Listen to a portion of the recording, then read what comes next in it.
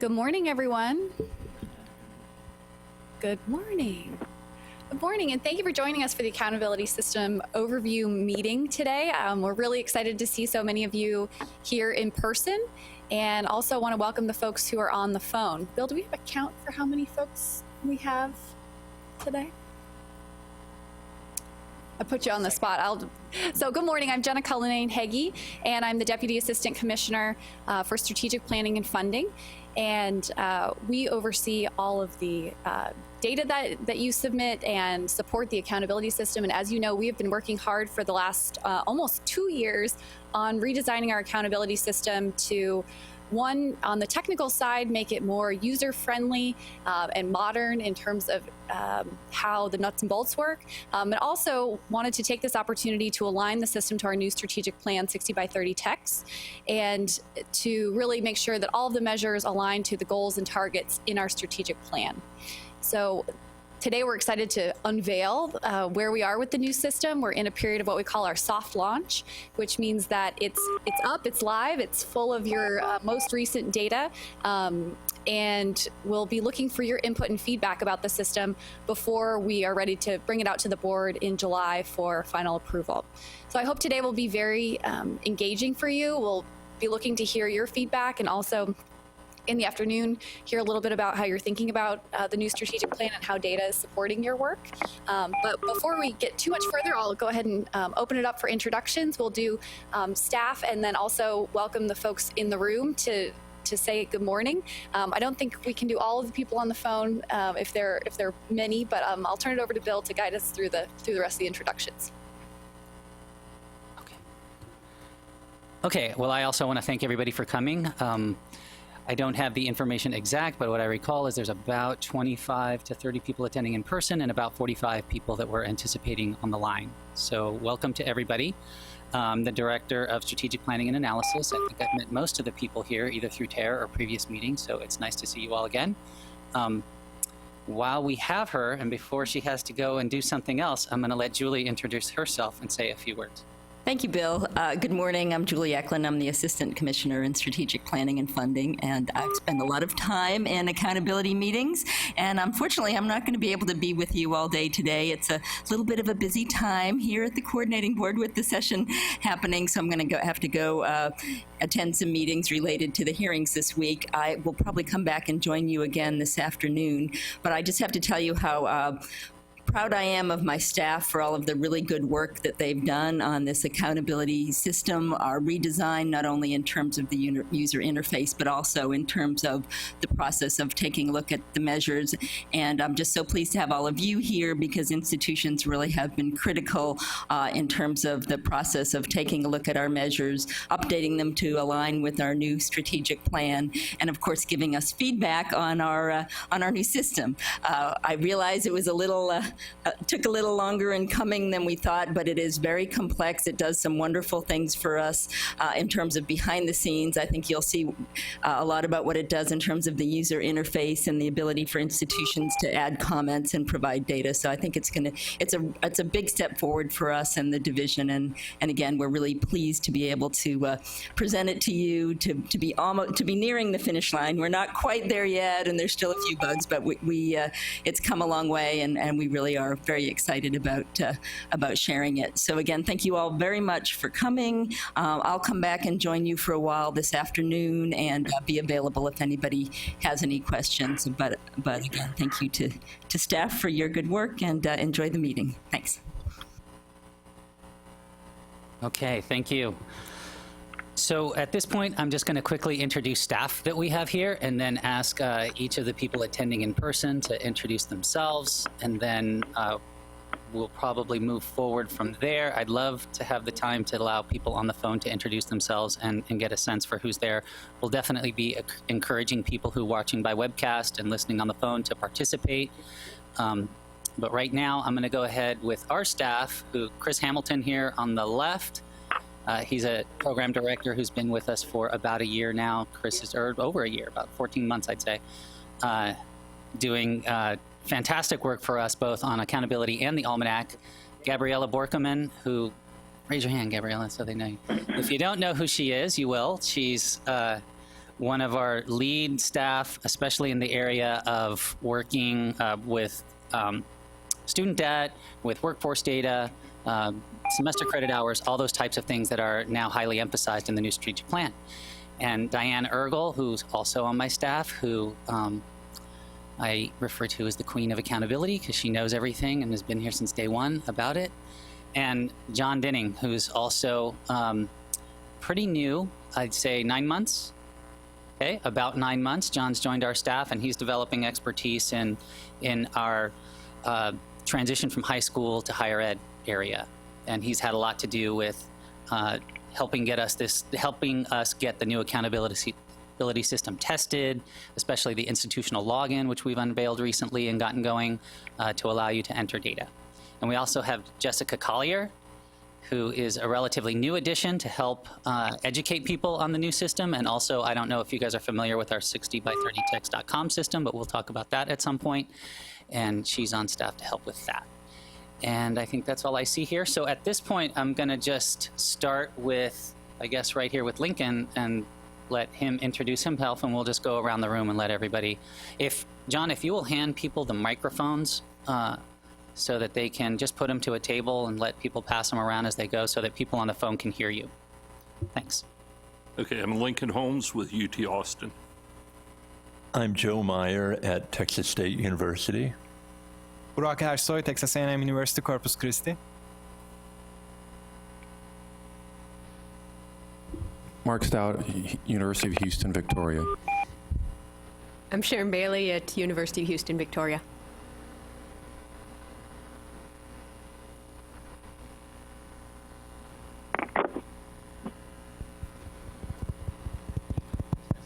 You might want to test that one and see. There we go. Now we can hear it. I'm Steve Wilkerson, University of Texas, San Antonio. Thanks, Steve. Vicki West, Texas Tech. Brandy Hawkins, Angelo State. Leona Urbish, Texas A&M University, Corpus Christi. I'm Dan Su, Texas A&M University at Commerce. Shonda Gibson, A&M Commerce. Dwayne Gardner, Texas A&M Kingsville. Janet Torillo, Stephen F. Austin State University. Cristina Cortines, A&M San Antonio.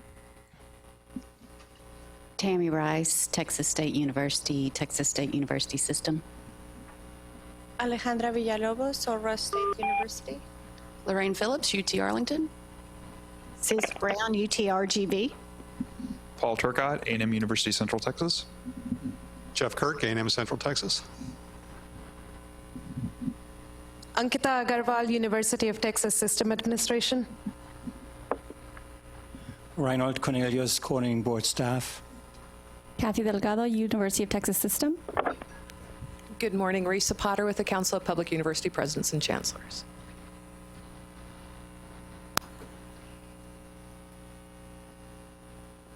All right, I think that's everybody here. Before we jump into the rest of the program, I wanted to just draw your attention to the agenda and the meeting outcomes that are listed at the top there. You'll see there are 5 outcomes. And what we're hoping to accomplish today is that you all will be knowledgeable about the content and the navigation of the new system. And we sent the link out in advance, so if you had a chance to poke around a little bit, that's great. And we'll certainly walk you through all the ins and outs of the new system today. We also hope that you'll leave with an understanding of the timeline for system improvement and board approval. You'll see where things are really ready to go, and then in some cases a few tweaks still coming down the line. Third, we want to make sure that we get your feedback and input about the new system. And then we want to learn both from you and vice versa about your institutional priorities relative to the 60by30 text plan and how you're utilizing data, particularly the accountability system data, to inform your work towards state goals. And finally, we'll have some time to learn about legislative activity relevant to universities. This afternoon, we'll have folks from the Academic Quality and Workforce Division here to give you an update on bills that are moving and things to keep an eye on. So with that, I'll turn it over to Bill. Thanks. Okay, so let's go ahead and we'll jump right in. Now, can we just ask somebody who's on the line or listening or watching remotely and listening on the phone to just say introduce one person or say anything so that I can confirm the phone line is working? Perhaps you can say whether you're seeing the slides.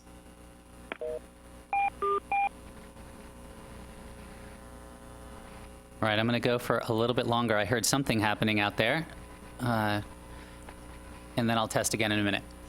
Okay, so we've introduced ourselves already, so I'll skip this one. So with regard to people listening on the phone, we're going to keep the phone lines open for as long as we can. Sometimes issues come up where there's feedback or somebody puts us on hold and we get the elevator music of their company or something like that happens. So we leave it open as long as we can. We'll mute it if we have to and then unmute it as needed when we're seeking feedback. But hopefully we can leave it open, and as people have questions, we encourage them, if they're listening on the phone, to go ahead and interject. It's perfectly acceptable and we appreciate your participation. So go ahead and do that, and we'll keep you posted as we go along. I guess I'll ask again for somebody just to say whether they can see the slides or not. Any of our phone participants? This is Sam Shi from UNT Dallas. Can you hear me? Yes.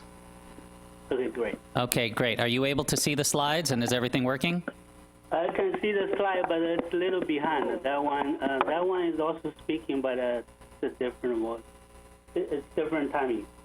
Okay, so if there are issues that are happening, either anybody listening remotely wants to make a comment, ask a question, or has a technical issue and you can't get through or anything like that, you can also email Gabriella Borkelman, and her email is on the screen right now. I will spell it out in a second for you, just in case the screen's giving you issues. And you can let her know what's going on. She's manning her email right now as we're going through the meeting. So it's Gabriella.Borkelman. So that is GABRIELA BORCOMAN at thecb.state.tx.us. And if you just email her with any issues, then we'll get them taken care of. And once again, I'll ask everybody who's out there, if you're not talking, to go ahead and mute your phone. Don't put it on hold, but mute it, please. Okay, thank you. It's the last time I'll say that. So if anybody ordered lunches, they should be arriving later, and last time we stacked them up over in the corner over there, so we can get them at lunch, and hopefully that process was all taken care of. We've adopted a new process where you can pay for them yourselves and all that's taken care of, so there doesn't have to be a reimbursement when you get here and that kind of thing. So hopefully that was easy and convenient. The lunches were really nice in the last meeting that we had, and they'll come at that time. Okay, so you have an agenda in front of you. It should match this one we see on the board.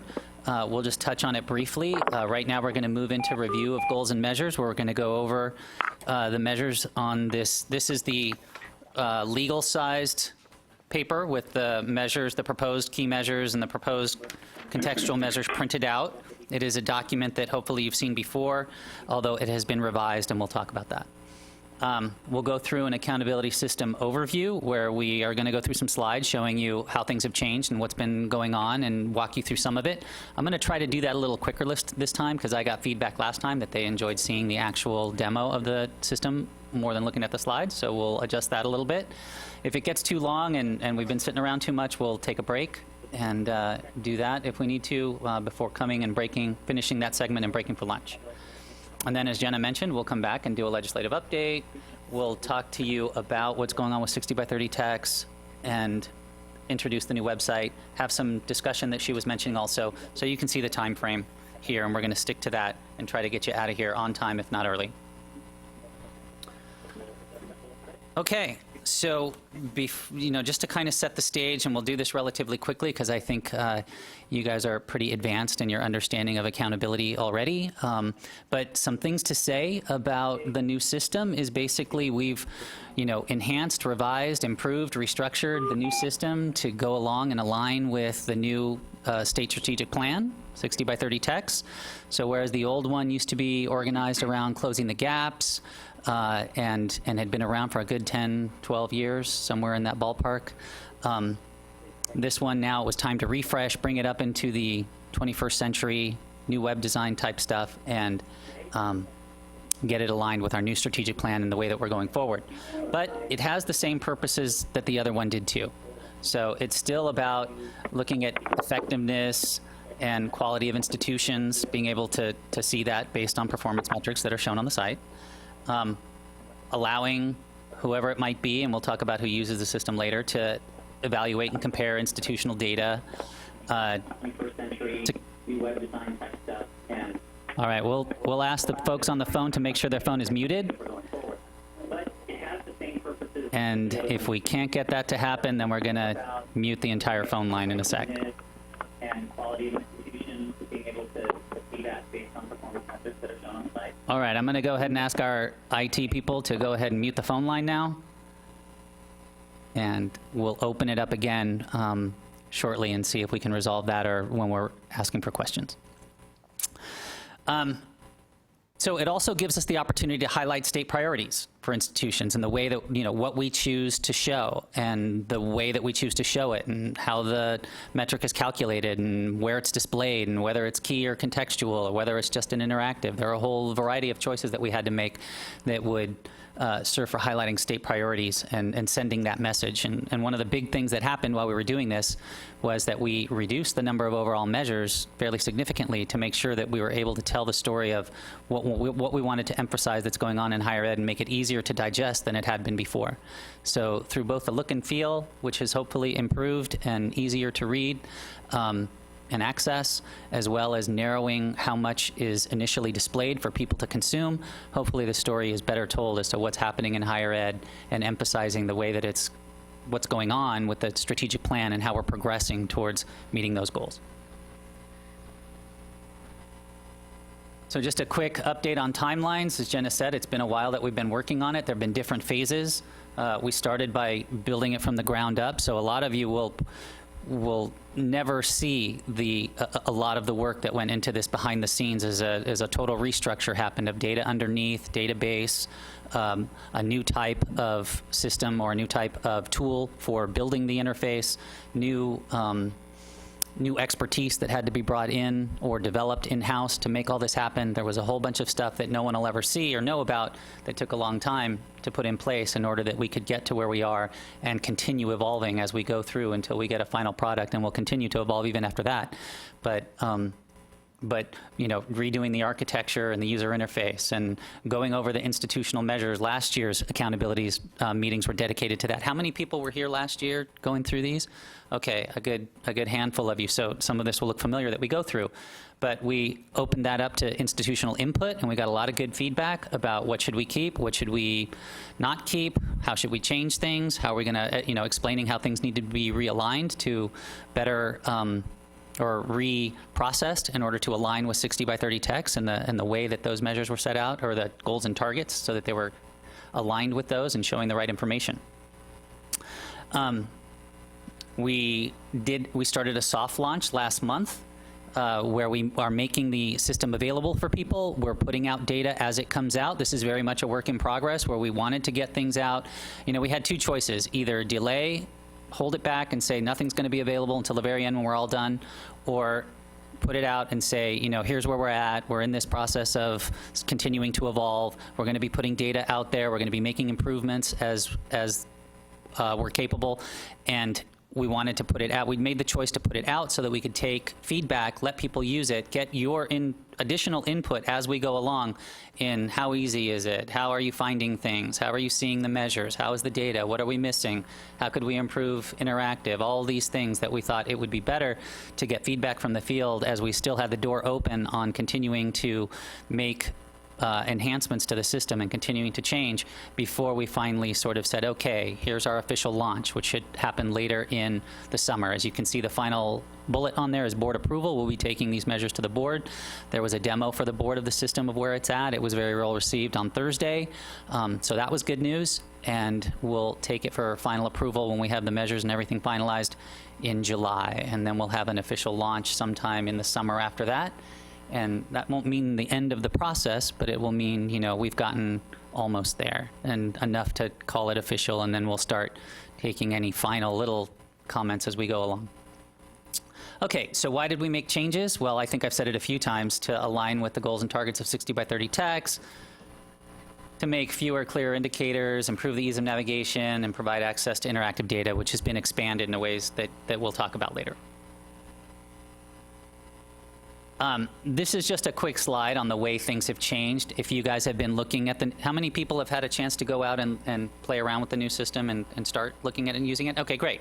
So a lot of you already know that it's changed in the way that it's organized. It used to be, the previous one was around closing the gaps, would emphasize those 4 areas that you see. It was big on participation, so enrollment was a key area.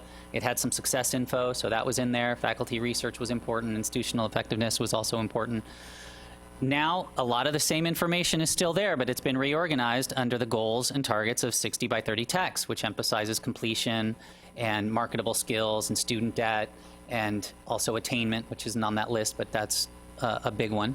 And then we created a sector-specific area for each sector, where instead of, the old one had some things that had cropped up along the side, like patient care for HRIs and success points, and they were on the main menu in front of everybody when you were, no matter what sector you were interested in, it was there for you to see and look at. Now we've tried to organize that so that we just taken all the things that are sector-specific and put them in one area, and you only see those when you select that particular sector. So it was a way of helping declutter what was going on the screen.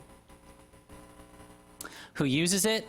I think you guys are familiar with all of this. You're up there, and these are the folks: legislator, university system, college boards, institutions, CB staff. We all use it.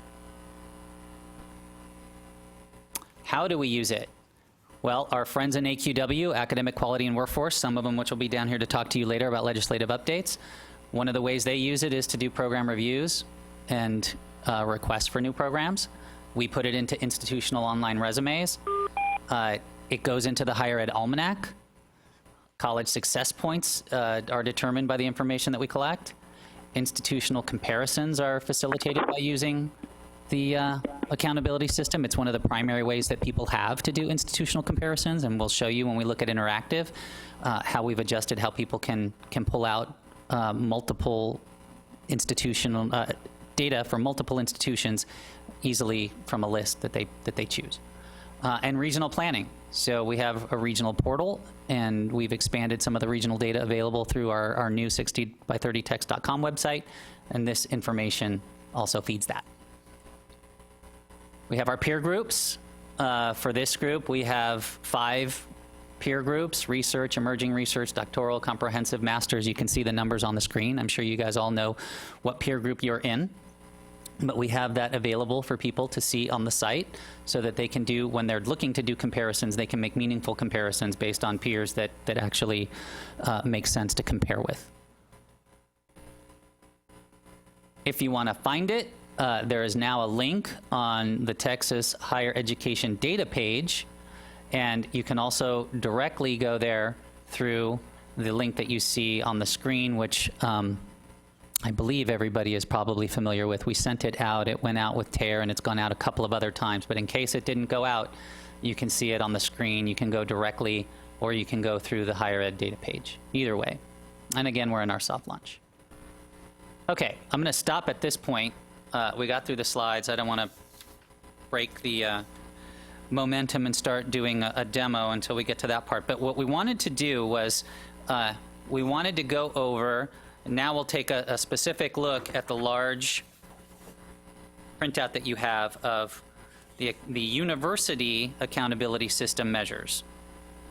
And this document was one that we worked from last year when you all came, and we had a proposal to work from as to what we were thinking about in terms of what measures we were going to keep as key, which ones we were going to move to contextual or even move off and just have available and interactive only, and not emphasize. And then we had the methodologies listed and how they might be. Some of them were not being changed at all. Some of them were being slightly modified. Some were being fairly well modified.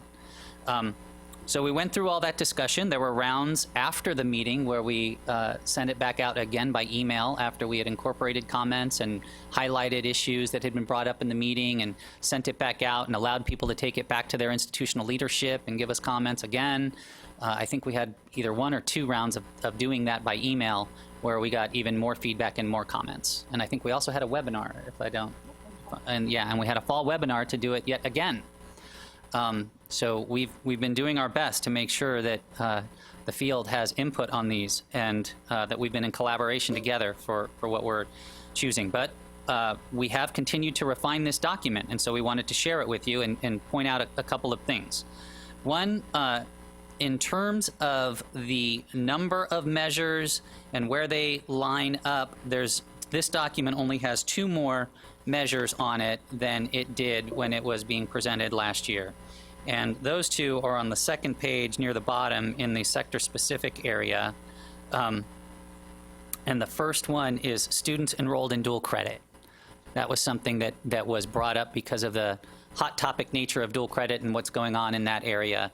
And we got a lot of feedback that was one that people would be interested in seeing, both from people in the field, but also from leadership here.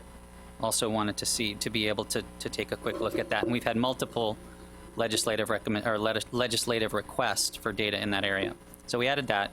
And then one that might have slipped through, restricted research expenditures, was one that we added to this list because somehow it might not have made it on the previous list. Inadvertently didn't intend to drop that one.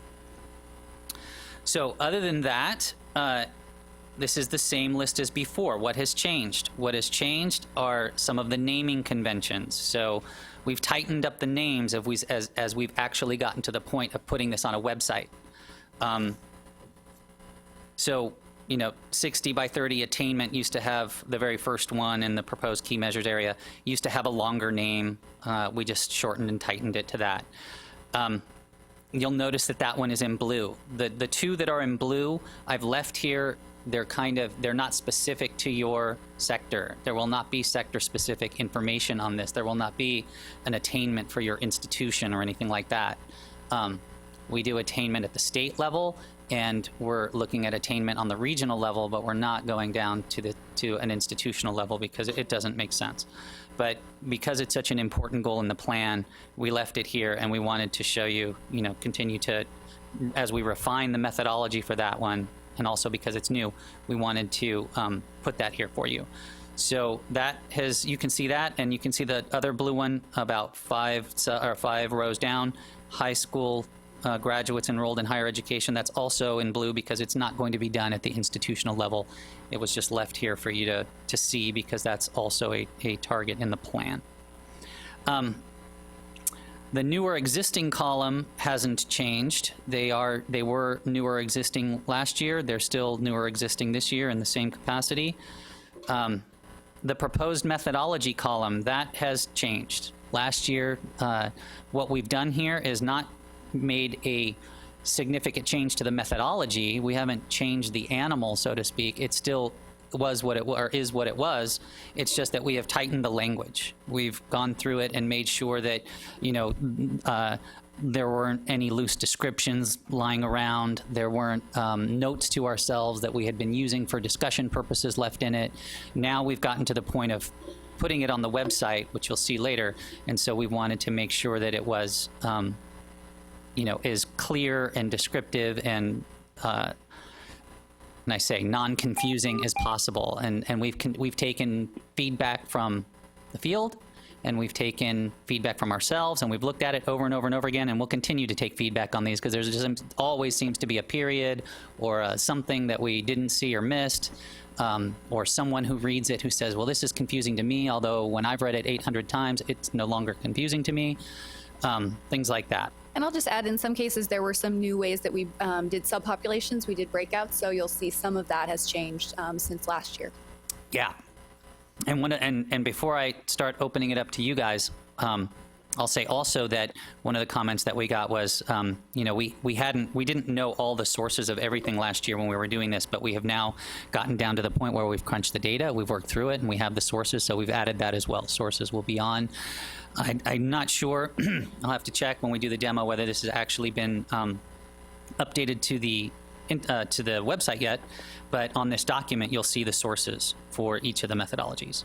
So we wanted to take a little bit of time and even once more, because this process is ever evolving and it probably never reaches perfection, and open it up to any of you who have any questions about measures that have maybe a question that's been lingering that you never got answered before. Anything that you know, if there's a favorite of yours that you've been reading or looking at while I've been talking that you want to ask a question about, pretty much just an open mic night at the coordinating board for you to, you know, make further comments that we can continue to improve this and make it as good as it can possibly be. So that if our IT folks, if our phone line is back open, I might have heard a couple of beeps, so maybe it's back open. If it's not, if you could open it now, that would be great. And if anybody here in the room wants to make any kind of comment or questions about the methodologies, now's the time. Yes, Kathy. You push the button, Kathy. Yeah. Thank you. You got it. I just wanted to make sure, I know when I was reading the definition, it talks about from certificates all the way through professional, but for the actual strategic goals for the state, it's only up through masters. Correct. Okay. So the way that, I'll show you that when we do the demo, and the way that we've decided to do that, I've heard this feedback a number of times, so this is the way that we've decided to handle that. In the statewide area of the website, where we show the statewide report on degrees and certificates awarded, we kept it showing just up to masters. When you pick public universities or the sector, and you go in and you look at the report that's for completions and showing this information, it'll go up through the doctorates, because the feedback that we got was, yes, we want to be true to the plan, and the plan is statewide. So in the statewide area, that's how we kept it, so people could see exactly how we're doing against the plan. But in the sector area, institutions were telling me that they wanted to see these additional degrees there to let people know what's coming through their institution and reporting that. And since there's not a particular metric, that there's not a number that we're following for any particular institution, there's not a number we're trying to reach for the university as a whole, we felt that was the way to go. And then, you know, if you want to see how the state's doing, again, we look in the statewide area, look at the statewide report, and you can exactly see how we're doing against what the statewide goal is. Gotcha. Thank you. You bet. Any others? Anyone on the phone? Oh, did we have one? Yeah, yes, yeah, Joe. Bill. This is Joe Meyer at Texas State. I just had a couple of comments about a couple of the measures. The median student debt to first-year wage, that I think, of course, is going to be influenced by the degree field. Joe, your second life as a comedian. Yeah. The degree field and the degree level. And so I know it's probably hard to take degree field into account, but maybe that measure could be broken out by degree level, if that information could be added without too much trouble. Well, let's touch on that before you go to the second one. So it's undergraduates. So you're talking about a breakout of, I don't know, bachelor's versus associates versus something like that? Right. Okay. Well, we're noting, Chris will be taking notes of all our comments today, so we'll be going through these one by one, and everybody's input will be appreciated, so we'll take that into account. Okay. And then the one other one I wanted to mention is the median or average debt of loan debt of graduates. That one, I understand, includes both native and non-native students, and so it would include debt transferred into an institution. Yes. That's at odds with the common data set definition that's nationally used for calculating debt of graduates. And I also noticed that it appears the Legislative Budget Board is adopting the common data set definition for their performance measure related to that.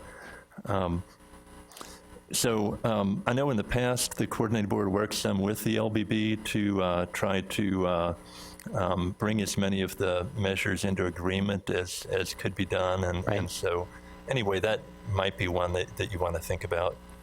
Joe, thank you for those comments. This is something that we have heard, and we did cross-check all of these measures against the LBB performance measures. And this was one where we very intentionally do have a difference because the LBB performance measures are really institutionally focused, and we decided as a state that we have a responsibility to really look at debt from a more holistic statewide perspective and from the student perspective. So if they're carrying debt from other institutions, we want to get a sense of how big is that and what does it look like. But the compromise that we came to was to show average debt, but then a breakout for students who started at your institution and those who came from another institution. So that's a way to kind of get both pieces, where you can see both the native and transfer students and maybe how they compare.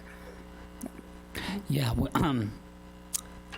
we might, if it's already been included, we'll be able to see it on the demo. I'll open that up one so we can look and see. If not, it'll be coming because we have put that in the almanac already as a breakout.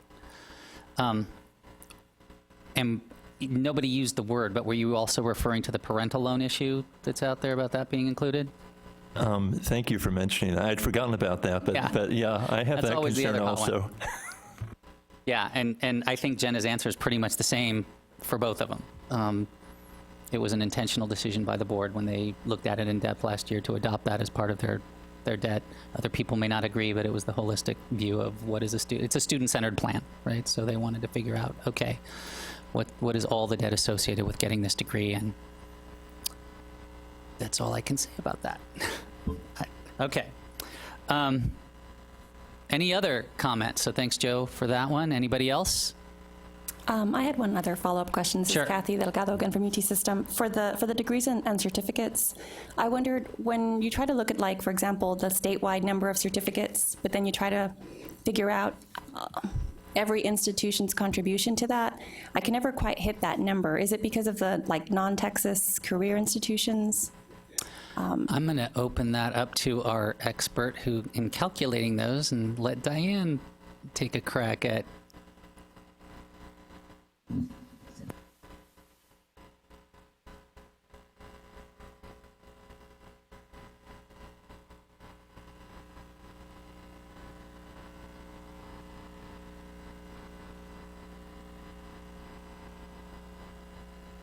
The idea was that if you went in and added up every certificate awarded at every institution, would you get to the statewide number? Yes, and I would always go over or under. And so it's probably user error, but I was just curious if there's something that I can do to get that correct.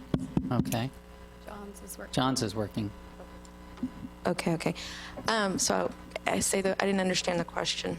So if you pull up the number of certificates for the statewide number, and then you actually try to go into, like, public universities, health-related institutions, and so on, and then you try to add up all of those categories, I can never quite equate to the statewide number. So I just wondered what I may be doing wrong. And maybe this is something I can just email separately if I'm the only one that's encountering this issue. Yeah.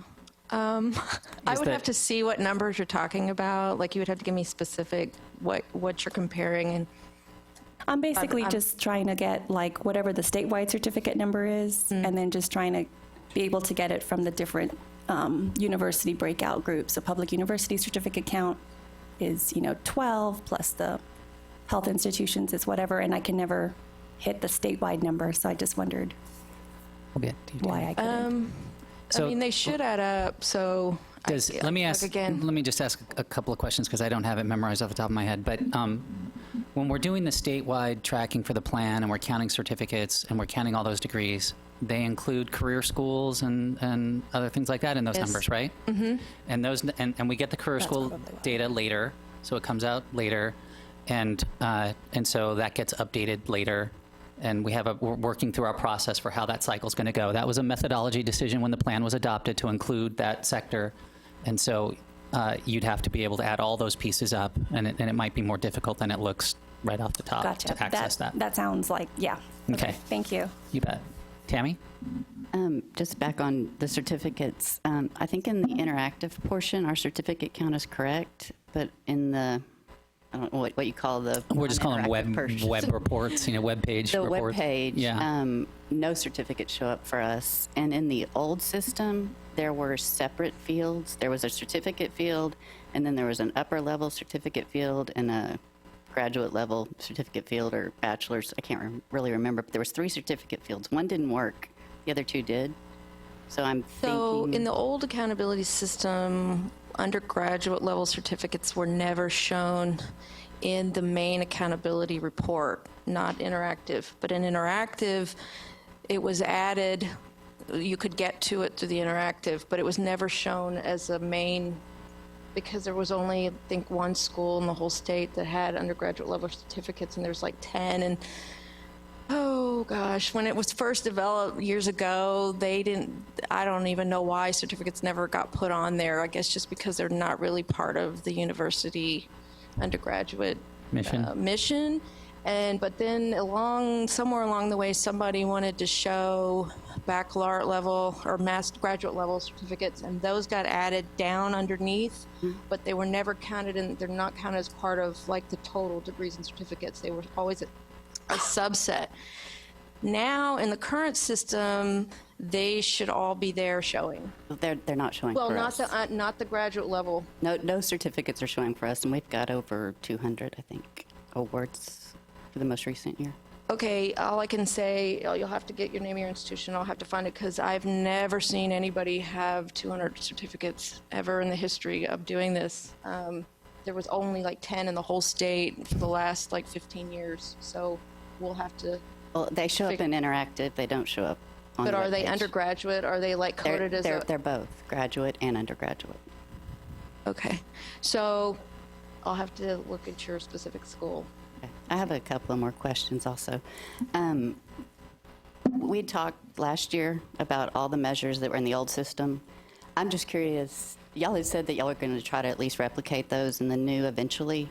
Do we have a timeline for that? I notice new measures come up weekly. Right. No, we don't have a specific timeline. The overall desire is to have those available when we get to the official launch.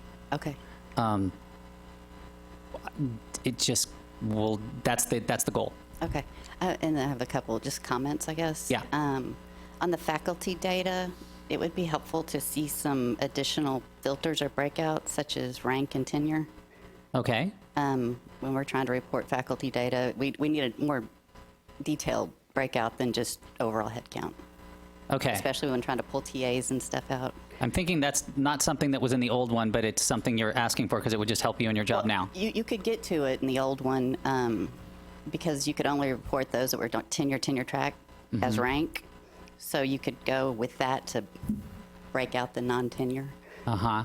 And then I think it provided all of the ranks by ethnicity. Okay.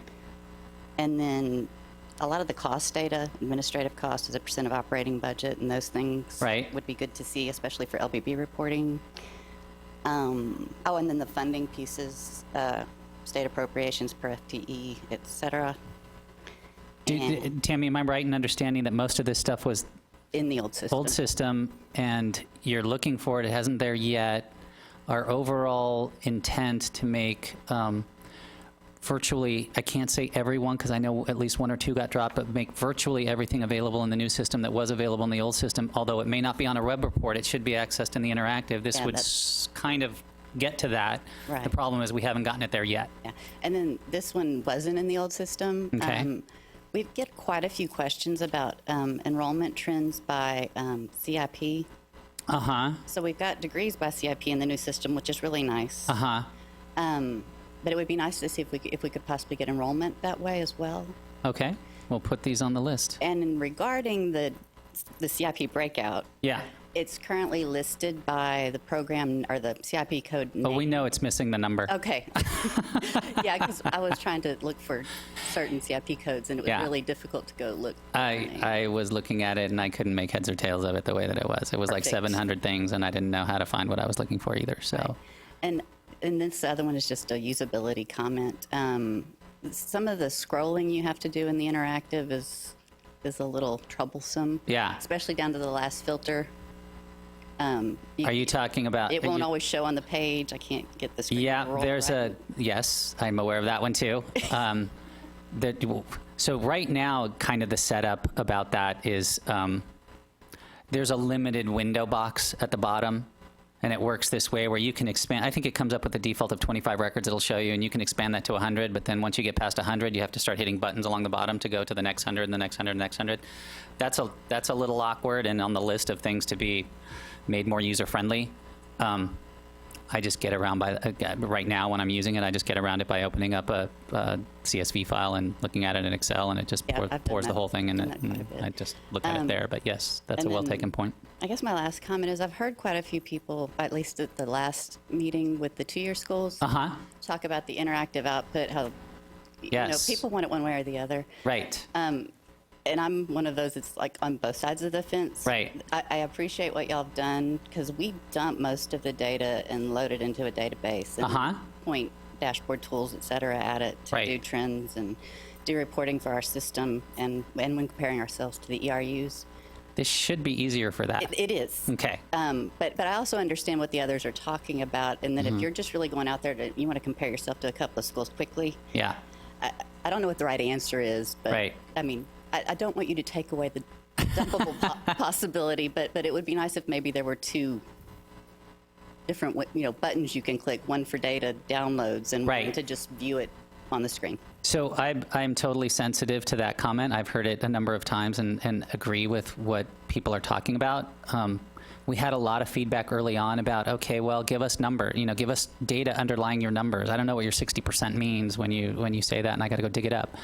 So yeah, we did restructure the output so it came out in an easier format to use it in other tools, so that was good. And we are giving people the numbers now, so that's good. If they want to see what went into a rate, they can see that. And then the exact comment that you're talking about that you heard at the other meeting, and I've heard many times, is, okay, well, I'm just trying to get the graduation rate across 10 different schools, I don't want to add it all up and figure out how you got to that number. And so that's on our list of ways. We don't have any intent of taking away what's there right now, but maybe there's a way that we can build something that will allow people to grab what's in a measure and just compare it with institutions. So maybe there would be another way just to get the rates rather than the raw numbers underneath. That's just one example of what you're talking about, but we're sensitive to that, so we're trying to figure out how we can do both. And that's also on our list. Perfect. Yeah. One more thing, it's just is it possible to filter the filters? You know what I'm asking? So if you pick public 4-year, all you get are public 4-year. Oh, yes. That is another one that is at the top of our list of things that we would like to have. That's something that's systemic all the way through. It does that in some cases, and it doesn't in others, right? So, so that is definitely an enhancement that we want to have in there. What you would naturally think of is that if you were an interactive and you said, I want to look at things for public universities, the rest of what flows would just be public university information. And part of it is, the next thing you look at are institutions, you'll only see university stuff. But when you get down to selecting what data do you want to see, that part's not filtered just for universities. So we're trying to make sure that that's in there too. And I did a tiny little workaround on that where I started putting little labels on each table which said like HRI, university, or 4-year and 2-year and things like that to guide people until we can get that in there. But that's something that's on our list too. Okay, thank you. And I love all your questions. It's great. I love the feedback, and I love the the more comments that we get in these regards, the more likely these things are to be addressed, and the more I can take it back and say, hey, this is something that we saw, and the field's also telling us the same thing. So don't feel bad about bringing it up, or if other people agree, it's totally good. So thank you. Any others? Did Tammy cover them all for everybody? Mm-hmm. Anybody on the phone? I have a question on the completion. I just checked our university numbers, and when you click that completion, you could see semester credit hours, right? Under that? Semester credit hours is a different measure from what I think of as degrees and certificates awarded. So read the name of the measure that you're specifically talking about. Yeah, I don't know where else I can get there, but when I click completion, my university, and I got a semester credit hours. But what is the number on the top, that total? It seems doesn't match. Okay, well, we'll have to, let's just take your name and your institution. Okay. What's your name? Sam Shi. Sam Shi? UNT Dallas. UNT Dallas. Yes. Oh, yeah, I bet we met at TER. Yeah. I think I went to your presentation. Yes. on predictive analytics or some kind of new analytics you were Yeah. doing. Okay, we'll follow up with you and try to get specifically to your question. I can't Yes, quite that would understand what be it is great, right there. because I'm afraid you don't have time today. Okay, thank you. Thank you. You got some input, Tammy? Yeah, we've looked at the semester credit hour one. The total shown for each school, I'm Yeah. not sure about statewide. Yeah. It seems to be duplicating some of the counts that are within the rows below it. Okay. Like it shows our SCH at 1.5 million for a semester, which is a little high. We Okay. don't Yeah, you, like you that. might add Just a touch. Right. So if you take the total SCH that's down there starred below the total Yes. at the top, that should be your total SCH. But in order to really get your true total, you've got to make sure the fall button's clicked. Okay. If you don't, you're getting a little extra, and I don't know where it's coming from. Okay, so that is a totally fair comment too. This is our first foray into bringing in some of the data that was in the prep system and bringing it in. It's a really I'm assuming the one you're talking about, semester credit hours, where it's kind of a long. You could scroll for a while through that report, and there's a whole bunch of categories. So yeah, so one of the things that we said is that information from prep was going to be melded into the new accountability system so that prep could be let go and basically retired and left there as a legacy system for people, but things going forward would be included into this one. We haven't fully completed that yet, but that's in process. Another thing that this soft launch is about is getting us to that point. That particular report that you're looking at was one of the very first forays, and so I'm going to be looking at that report not only to break it up in some ways so that it's not one long running scroll thing like that, because I find that difficult to read, and we're also going through and making sure that methodology is exactly what we want it to be. We thought it was. Did some testing on it. It seemed to be working right, but I've gotten a couple of comments from the field, so I'm thinking about taking that down and looking at it again. So thank you for that. Thank you. That would be great. Yeah. All right. If there aren't any others, I think we're going to move to the next item. Try and stay on track with our timing. Check our agenda. I guess we're a little bit behind, but not bad. And we'll go ahead and we'll go through some slides on how things have changed. So this is the higher ed data page. We added a link.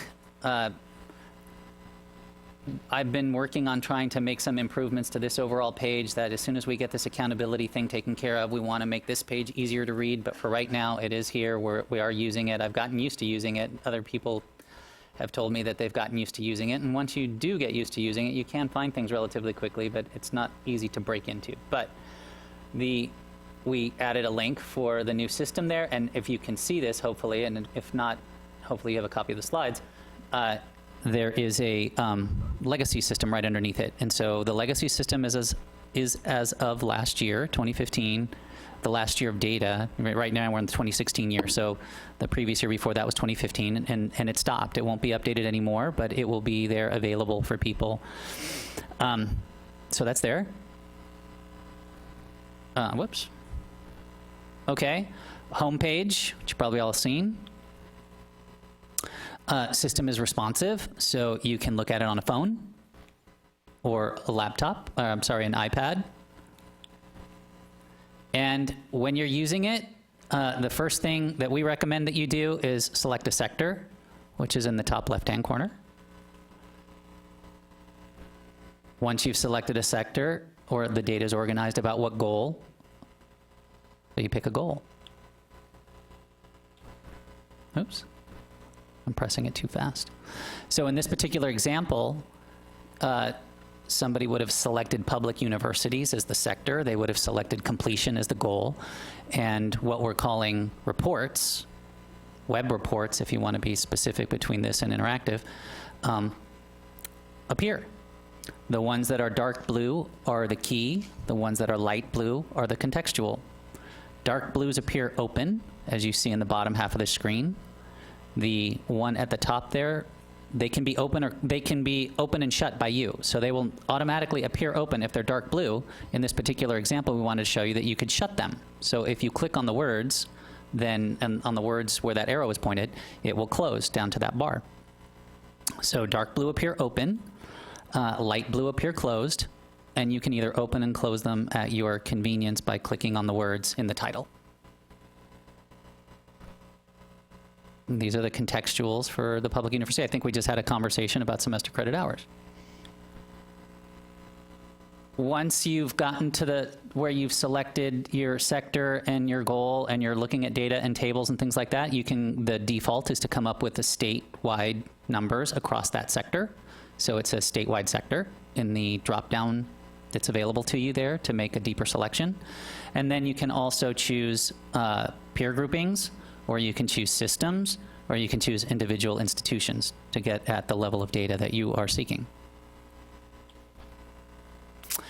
When you get into a table, a new feature that we've added that we are, it's continuing to be refined as we go along, but one thing that we got input on early and that we have found really useful for people and have gotten a lot of good feedback on is the ability to filter some of the data right in the table, right on the website, right on the spot.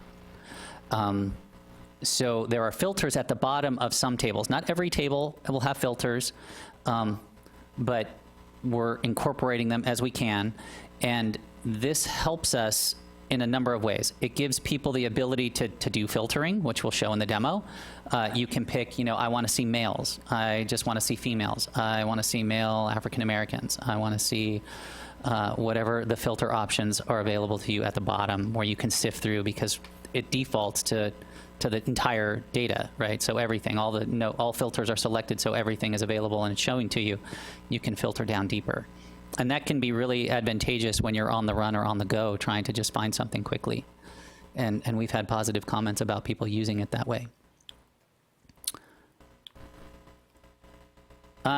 We'll just run through a quick public university example. So public universities was selected. The goal marketable skills was selected on the home page, and then it brings up the first key report the first key measure that you see, the report for the first key measure that you see, and it's dark blue, so it comes up open, and you can see this one is working and enrolled, and that's organized in the marketable skills, under the marketable skills goal, and you can see the information right there, and it defaults open to statewide sector, so it's across public universities. And if you wanted to drill down further, you could use that drop-down menu to do so, and you can see the way that the table looks. It's got the title, it's got a short, quick definition there of what's being displayed, it's got your years, it's got percentage change between the first year and the last year shown, and then it has any breakouts that might be available for this particular information, which you can see it's broken out for working only, enrolled only, and then both. This is just a sample of some of the contextual measures that are available under this. We went over to sector-specific other on this one. So we jumped over from marketable skills over to sector-specific other, and you can see contextual ones available. Again, they show up closed. If you wanted to see the data, you'd click on the words, and the table would open up. And I'll do that in the demo. That's why I'm kind of flying through this. Oops. Okay. Another thing that you want to pay attention to that is really handy for people is along that blue main menu bar at the top, there is a drop-down called Resources. And Resources has a number of things available in there. You can see the peer groups. If you want to figure out, we talked about peer groups before, you want to figure out what your peer groups is and get more information on that, you can go there.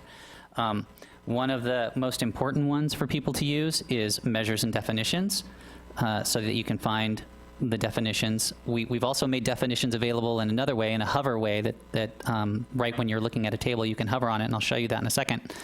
But we have a page devoted to it as well. So if you went to the resources and you went to measures and definitions and you selected that, come on, PowerPoint. Okay. You selected measures and definitions, you would see the initial thing that would come up is that black square at the bottom of the screen. And it's the measures and definitions. It defaults to being the statewide, so it's the measures and definitions that we use in the statewide sector of the website, and it has them listed. As you can see, with the yellow arrows, the first thing to look at on this page is if you wanted statewide, well then you're there and you're good, and you just click on whatever measure you want, it will expand and open. If you wanted something else like public universities, you would select from that drop down, And then once you select from the drop-down, then you would pick whatever measure you were interested in finding the definition of. And this is where you'll find, if you look back at this legal-sized paper that we gave to you with the methodologies, this is what we put on the website. Here is where we put it. Oh, the last one, I guess, was showing the selection. There was a little red square around high school to higher ed. So you click on it, and the methodology pops up. And I don't know when this slide was snapped, if this is not exactly the same methodology that you have on the printout. The printout is the most current one, and we're updating the online system with these as we go along. So right off the top, I can see that there's not sources at the bottom of this one that's on the slide, so it's not the most current. I don't know if any of the words have changed or not, but they will be updated as we go along with the most current information.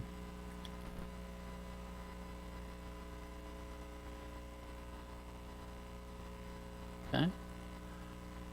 Peer groups, we mentioned those quickly. If you went to resources and selected peer groups, you would see information about the peer groups.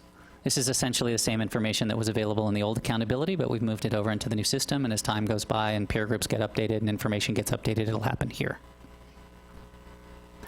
Interactive reports. So we had some conversation about interactive. These are some of the interactive the data in interactive that's available on the public university realm.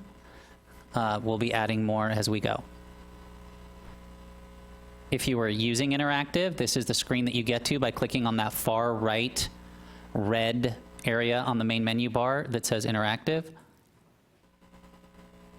Then you read the instructions that are there for you, although most people are not inclined to do that. But if you that's why they were put, on top of the button. If you read those, then it would be easy to follow. But if you just click on the button, you'll start creating a report. It will show you a set of filters that you can pick from. You can start by identifying a sector. Then within that sector, you can pick whatever universities or peer groupings or systems or all of it that you want to get information for in your interactive report. You can, it asks you what data would you like to see. And then once you've selected that data that you'd like to see, a number of filters show up, allowing you to filter even deeper. And then once you've done that, you hit the View Report button, which will be on the screen. And some of the information will show up for you in a window right on the web page, so you can see, kind of get a glimpse of what you're looking at. At this point, that is of limited use. It's good. You can use it. You can definitely get an idea for what you're looking for. And if you haven't asked for more than 100, if when it filters, it only comes up with 100 records, well, you can see everything by changing that show entries to 100. But if you asked for something that was really long, well over 100, a lot of times it's easier to hit that Create CSV button, and then you will open. You could do PDF, but for me, it's easier to do CSV and open it with Excel to get a look at the data. And then another thing that hopefully a lot of you saw the email blast on, and that we're in the process of doing right now, is collecting institutional login. How many people are familiar with this? Okay, great. Well, there was a blast that went out. How many people are familiar with the old system where we used to do institutional data entry through a login process there, where we collected information that we don't collect through CBM reporting because it's either, it's just not feasible, or a decision was made that was not cost effective to do it that way. It wasn't easily able to be added to the CBM reporting facility, and it was perhaps, not specifically dedicated to accountability or something like that. And we had another way for you to enter data, and it was through an institutional login process. Well, that facility has been maintained. There's still an institutional login process. There were some delays with getting that open and available this year. So it was recently opened, I think, at the beginning of April, or right at the end of, perhaps the end of March. And we're trying to get all of that in and done. People have asked me questions. We're going to send it over to the legislature in early May, so everybody's trying to get it done. People were asking me for a deadline. I conservatively suggested try to get it in by April 20th. That'll give us a chance to look through it all and make sure that there aren't any anomalies and things like that we need to follow up with an institution on. But if you can get it in by May 1st, please get it in by May 1st, and we'll go from there. If there are issues, just email me and we'll take it on a case-by-case basis. But if you wanted, if you read that information about how to do it, this is where you'd find it, under the THECB drop-down menu on the main menu bar. You can go to the THECB home from here. You can go to our data page. You can also go to the institutional login. And once you're there, you have to log in using CBPass because it's secure data, just like it was before. Once you get in, you'll check the My Access area to see that you have access to an option underneath that called Accountability Institutional Portal. You click on that, you get welcomed, and then you select data entry to do the first part, enter your data, and you go through whatever questions it's asking you to enter data for. The interface looks like that on the left, where you drill down and you get to the questions being asked of you, and the part on the right there is the list of questions that public universities are asked to complete. And these are essentially the same ones that you used to complete before. I think we might have eliminated one, but not many of the questions. So it's it's almost an identical carryover from what you did before. We added one down there at the bottom called Progress Towards the 60 by 30 TECS marketable skill goal. A lot of people have asked questions about that and what should they put in there. We know that there is not a lot of guidance right now out there on what's going on with marketable skills. The agency is involved in a process. We can even touch base with Rex when he comes down here later about what's happening in that area and how, what that needs to be or what's going forward or what guidance the agency's providing. I know the agency's intent is to work with institutions to help figure this out. With session going on, I know not a lot of progress has been happening in this regard. So what we included here is just for institutions to be able to tell us whatever they are doing on their own at this point with regard to progress towards this goal. And there is no requirement for what you put in there. It's an ability for us to gather information to help with determining where this is going to go. So people were worried thinking that they were going to be evaluated in some way, and that's not what's happening in this initial gathering of data. It was really for us to get feedback that we could use to help determine the direction of where this is headed and how to best measure this and what needs to be collected. And we can pass that on to people in the institution who will be working more with, or people in the agency who will be working more with institutions to continue to refine that. So it's not something to be scared of or to be worried about. It's just an opportunity for you to tell us what is or isn't happening at your institution in terms of trying to hit this goal. Do you want to add something? Oh, okay. Oh, okay, I see. All right. So I just wanted to mention that and allay any questions. The other thing that we continue to keep available is the report comment ability.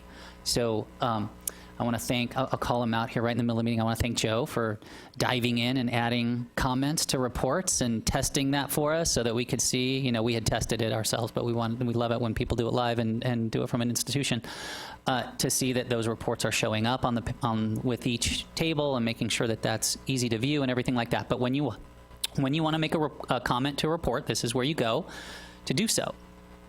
You pick the report that you want to comment on using the drop-down boxes on the left there. It will show you the report.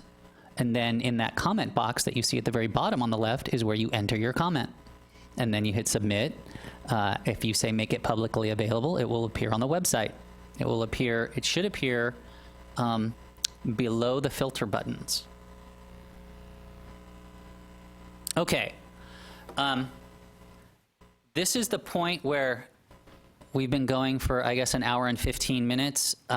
We can take either a 5-minute break or we can go right into the demo part. I'll take a vote. You guys the people unfortunately I can't do a vote on the phone. It'd be fun to have one of those little web polling things that we could do. But raise your hand if you need a break. All right, unanimous that we're moving forward. So I'm going to go over to the computer and we're going to walk you through some of it right online so you can see what I was talking about in a demo version.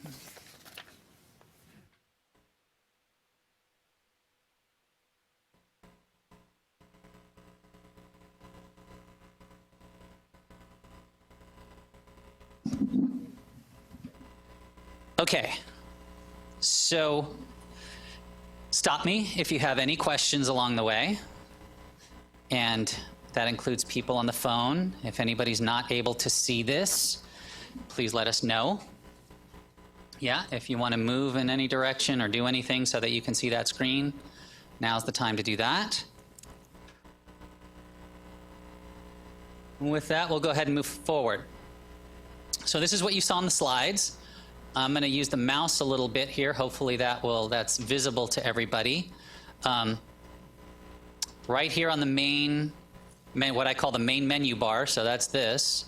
You know, we have home, so you can always get home. We have the resources that we talked about. We've added a couple of things since we did those snaps that we'll talk about in a second, and we'll continue to add things. But we've added a couple of quick start guides.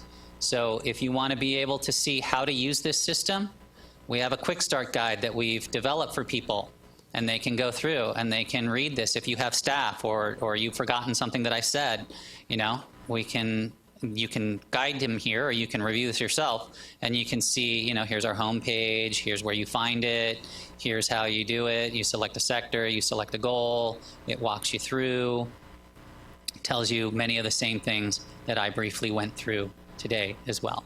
So we hope that that's helpful going forward. We talked a little bit about institutional login. So here's a guide for how to do that. Institutional login and enter data shows you how to do those things. The data entry portion, it gives you an example using the Austindale Medical School. They had a different set of questions than public universities. You can see the public university questions here that we saw on the slide earlier. Public 2 years only have a few questions. Health-related have a few more questions, more like the universities. Career institutions have a few questions as well. But anytime you need to refer to how to do this or forgotten or have staff who's going to handle it for you, you can refer them to this document. It also includes how to get your CV Pass set up so that you can actually get a login to log into this, because that's the first thing that you have to do. So if you don't have that, you can use this guide to help with that as well. So we made those available. As I mentioned before, you can go to other websites here. We have 60by30text.com available, and I'm going to leave that for later discussion because it's on the agenda. I'm not going to go into this, but that's where you'd find it if you wanted to go over there. Interactives over here. This is just a note to guide you to the fact that interactives over here, this is not going to last forever. It might not even last much longer because it creates a problem for us that we've learned. How many of you have ever seen something like this when you've been trying to use this site? Ever seen that? Okay, yeah. Well, we found this. It has to do with the fact that this box down here is kind of at a fixed width. And so when you hit a certain dimension on your screen, it kind of goes into no man's land and does that. So we're going to get that fixed and taken care of, and we're aware of that. And so it just depends on the size of your screen. We didn't know that was coming. It all of a sudden popped up at the most inappropriate times. And so we'll be fixing that. Okay, so those are those parts. We'll get into interactive last.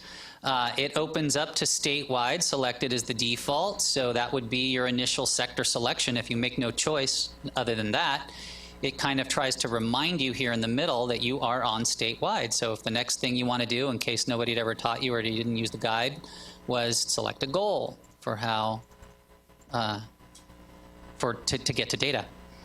So at this point, I'll just go ahead and select completion to make it match some of the things that you've seen before. As a matter of fact, we'll go ahead and do statewide completion since that's what Kathy mentioned before. If we went in here, and you'd see we've limited this report on degrees and certificates awarded. That's the very first key measure that comes up. You can see that it just uses the levels from the plan, and that's what it's tracking on the statewide level because that matches the plan. So if you wanted to work with this with the filters, the way that we found it easiest to do so is you can see at the bottom, all filters are selected, meaning this is all the data. If you went to our published strategic plan, 60by30 text, this is the number that you would find published in the plan. This is the first year update that we had that is the baseline for what we're going to be doing in comparison-wise over the time of the plan or the life of the plan. And this is the first year of information that we have coming in so far for the plan. So you can see that we've made some progress from what was published to what was in place sort of at the time that the plan got kicked off. We're calling the baseline, and then what our first year number is. And then you've got the breakouts, and you can see those. If you wanted to work with some filtering, the way I find it easiest is I come down to this all button, I turn it all off, and I empty out the table, and I start picking out what I want. So if you want to see males, there you are. If you want to see male African Americans, you can do that. If you want to see, whatever you want to see. You want to turn this one off, click on it again. Now I've just got that. If you just want to see African American, you can see that. So that's been really neat and nifty. If this was something that was in my way for what I was using, I would just close it. Oh, looky, congratulations to Diane for getting the 2016 data out there on economically disadvantaged. This is one of the things that, one of the things that you'd want to know is that we can get these degrees and certificates of work counted. We get this off the CBM data, so it's certified to us in January. The economically disadvantaged data, which is based on financial aid data, comes in later. So there's a time delay between these two reports as to when the data is available. So there'll be a period of time during the year where you'll see this one being 2016 or whatever the current year is, and you'll see this one only going up to 2015. Well, that's the period that financial aid data hasn't been certified yet. And then as soon as it is, we'll be doing an update and get it out there.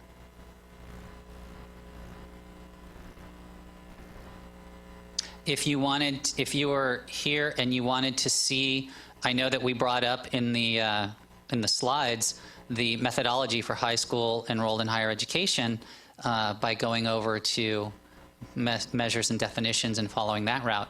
If you wanted a quick view of something, if you hover over this, then it appears. And this wasn't available when I first did this at TARE, but now it's one of the enhancements that's come online. This is an example of the evolving nature of our soft launch. So you could see this information. Okay, so I'll just kind of close some of these, get them out of the way. One of the things you'll notice, we can talk about this, there's no secrets among us here at the coordinating board. One of the things that we discovered is that, the way this is set up is that these three look the same, if you see, but really they're not. One is overall high school grads enrolled in higher ed. One is a breakout by race, ethnicity. Another one is a breakout by gender. So we're working on making sure that that's not confusing. We'll close down enrollment. Okay, so that's the statewide area under completion. It's tracking the plan. So what do you see in here? Well, the plan is all about degrees and certificates awarded. It's got a special, it calls out males and African Americans and Hispanics, all of which are available through the filters. It calls out economically disadvantaged. That's available here. It calls out high school to higher ed enrollments. Those are available here. And then we added in fall head count because that's just a perennially used number that we get asked for all the time. So we added that there, and that's what's available there. So let's see. The next thing I'll show you, just I guess a quick example. Oh, Joe brought up student debt. So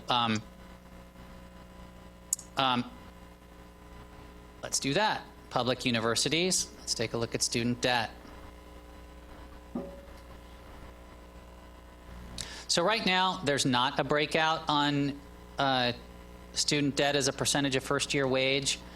It's just, you see the numbers here. Once again, this is the number that was reported in the plan. This is the number that is our baseline that we're starting with as plan launching, so to speak. And then this is 1 year of data. And this data lags in time because they have to graduate and then they have to work for a year, and then we have to get all that data in. So it lags in time. So you see older. I'm not sure when we'll be able to update this to 2015. It shouldn't be too much longer, but that's how that rolls. And right now there aren't any other breakouts, so we'll be working or talking or evaluating what Joe was talking about to see how that works. Excess semester credit hours. I'm going to go ahead and close these ones that are that, and we're going to go right down to average debt of graduates with loans. So if I really wanted to get into what this methodology was and check it out and read it and see the sources and stuff like that, I could do that. Looks like sources are in some of these, so that's great. You get a one-liner here at the top about what's going on here. Same thing with debt data. I think this is going to be updated pretty soon. We do have the FADS information, as you saw, for 2016 with the economically disadvantaged, so it won't be long until this one gets another year and says 2016 on it. But this one's already been incorporated with this, what is being referred to as the same other breakout. So if these words need to change to be more understandable, we can do that. That's not hard. But what this is telling you is the average debt, let's take 2015, the average debt of graduates from your institution who had loans. So people without loans aren't included, and they have to be graduates of your institution. And if they started at your institution and graduated from your institution, then they're called same. And this was the average amount according to our methodology for calculating, which you can find here, which of course let's see if I can do this. No, if I move, it goes away. You can see that Parent Plus loans are included in that definition, and everything else that you can see, or everything else is included there that you can see. Other is graduates of your institution in that particular year did not start at your institution. And you can see what their average debt amount was there. And then if you mix the two and just take all the graduates of your institution, that's the number. That's that one. You can see the other contextual ones that are available here.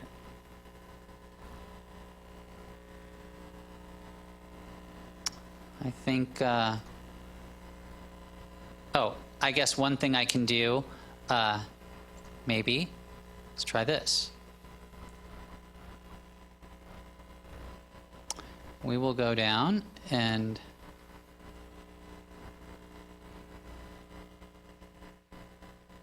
I'm trying to find it. Okay, here we go.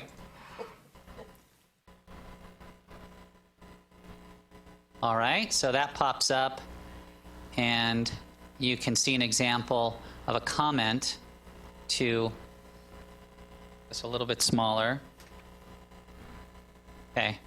I'm not intending for you to be able to read this, just to see it and get an idea. But when you go into the institutional data login and you enter a comment, you can see that data. Now, we also know that there's a fair amount of white space in here in these tables, the way the frames are built. So we're working on seeing if we can't reduce that in tables that don't need it. The general setup, and we haven't optimized this yet, so it will be coming as we get more and more time and ability to make enhancements, is that you start off with a frame, and a frame is a certain amount of space on the page. And if the table goes beyond the frame, then you get a scroll bar over here. And if the table is too short, then you get a bunch of space. So we're working on optimizing that. We know that that's a presentation issue, but we're working on that one to see how we can make that work better. Okay, so you can see that Texas State has been really conscientious about putting comments out there to their tables, so that's great. Fantastic. So it looks like I was wrong before when I made the statement that they appear below the filters. I think I asked for them to be below the filters, but they are on top. So don't make super long comments, because then your filters will get lost. But we'll work on that. So there are a lot of contextual measures that you can see here available in the public university completion area. Okay, let's go ahead and what time are we at? 11:30? Okay, let's go ahead and explore interactive. Unless anybody has a question at this point, I'm just kind of moving on with what I think is interesting, but if anybody wants to see a particular thing or has a question, let me know. All right. And we will go on to interactive. Yeah, I believe the answer to that is yes. So the question was, can you change your comment? I believe you can log in at any time and change your comment. And once you submit it, and if that little box says display to the public, then it will change. Okay. Interactive, this link is live. Again, this thing is going to kind of go away. We're going to do something with that. Interactive. Create a report. So you pick your sector. Now this part works where it is keyed off public universities, so you get to pick however many you want. You can pick this one, this one, this one, anything you want to do. I'm going to select them all. Now, this part is not yet tied to being keyed off public universities, so you're seeing pretty much everything that's available in Interactive right now. So that's an enhancement that we'll be working on. And let's just take an easy one, fall head count. There you go. It tells you what additional filters you have. We're also still working on how these filters work. But right now, everything comes selected that's in the table. So I've got 3 years of data. Well, I'm just going to take off a couple of years so I don't get everything. I want both genders. I want all the ethnicities. This is fall head count, so it's fall. There isn't anything else in the table at this point. Not sure whether that'll change or not, but if you wanted fall, you'd stay on fall. And then there's a bunch of classifications. This is also something that we're working on making sure that this works the way we want it to. This should also be keyed off the table. Right now, you could make selections in here that would be relevant to other sectors because it's got all that, you can see some HRI things in here. And that wouldn't be relevant to universities. So we're looking at how to make that. So what I generally do is just go ahead and let all those be selected, and then you can get a preview, as I mentioned before. Right here on the screen, you can get a preview of some data. So I generally make it 100 so that I can see more. If it goes beyond 100, this one goes to 400 or 4,000. So that's going to be beyond 100, of course. So what the interface is doing right now is it's calling them pages, and you can keep going along. I don't find that super easy. So it just gives me a quick preview, a quick way to look that, yeah, I'm kind of getting what I want. I've got the year, this is my sector. I can see that I'm starting with institutions here. I do have my gender variables. I have my ethnicity. It is fall. Okay, I can see what classifications are in there, and then I'm getting counts. Okay, well, that looks like about right. So then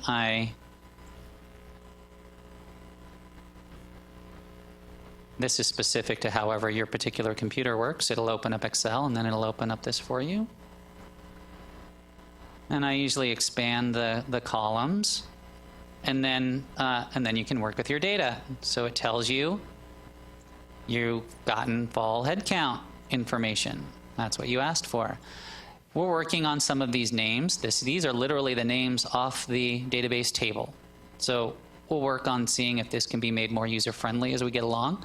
And then you get right into the data. So yes, I asked for 2016. There it is. It's a public university. It starts with Angelo State, just like the stuff that we saw in the preview. But if I go down, I can see that all the things I requested are in here. So all the different ones. Now, one of the things that's easy for me to do, or when I'm using this, is I throw filters on these things. You guys may be, even way more sophisticated than that. But, if there are classifications I don't want to be looking at, maybe I'm just looking for freshmen right now. So I can filter down into whatever I want. If I want to pick a specific school,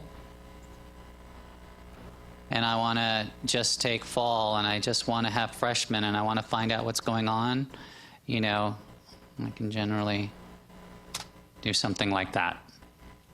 Or you can just see the data as it is. Okay, so that's one pretty straightforward, simple thing. Let's take this. Yes, if you have a question from anyone, yes.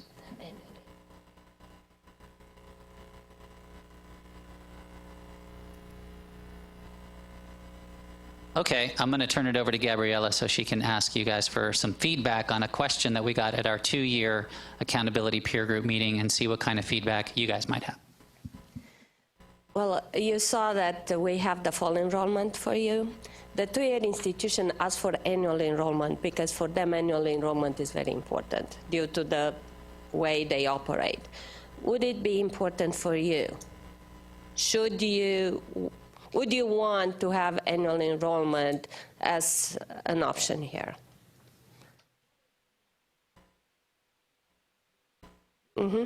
Yes.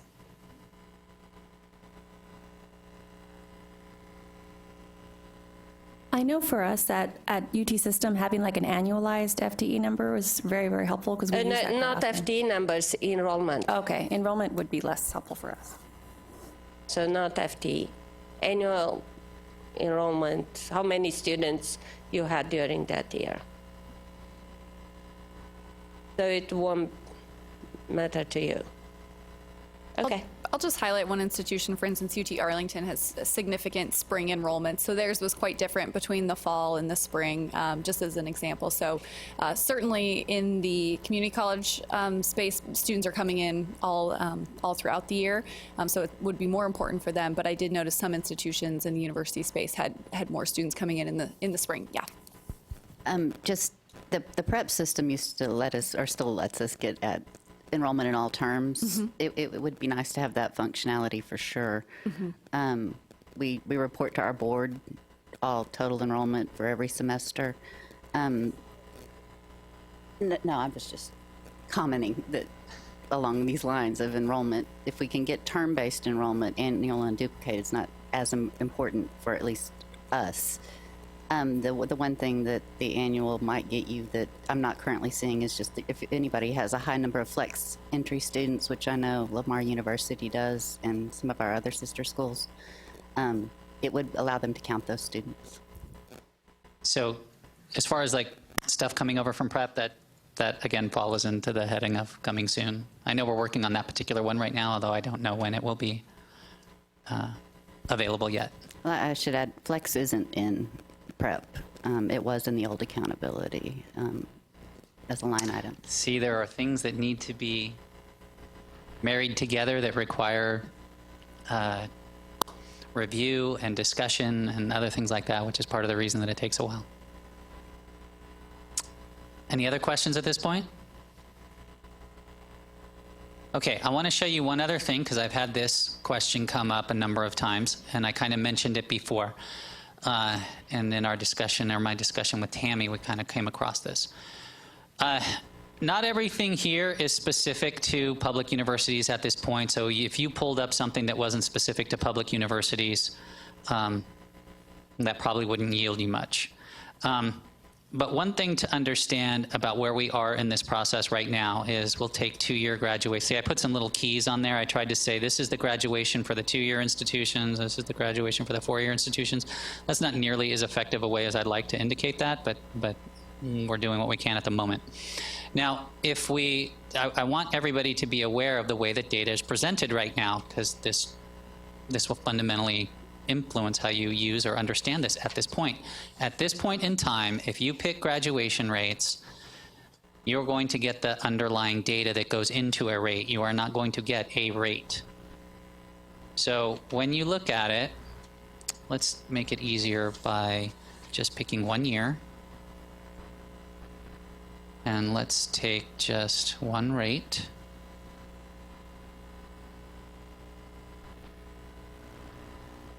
Okay, so I don't know if you guys can see that or not.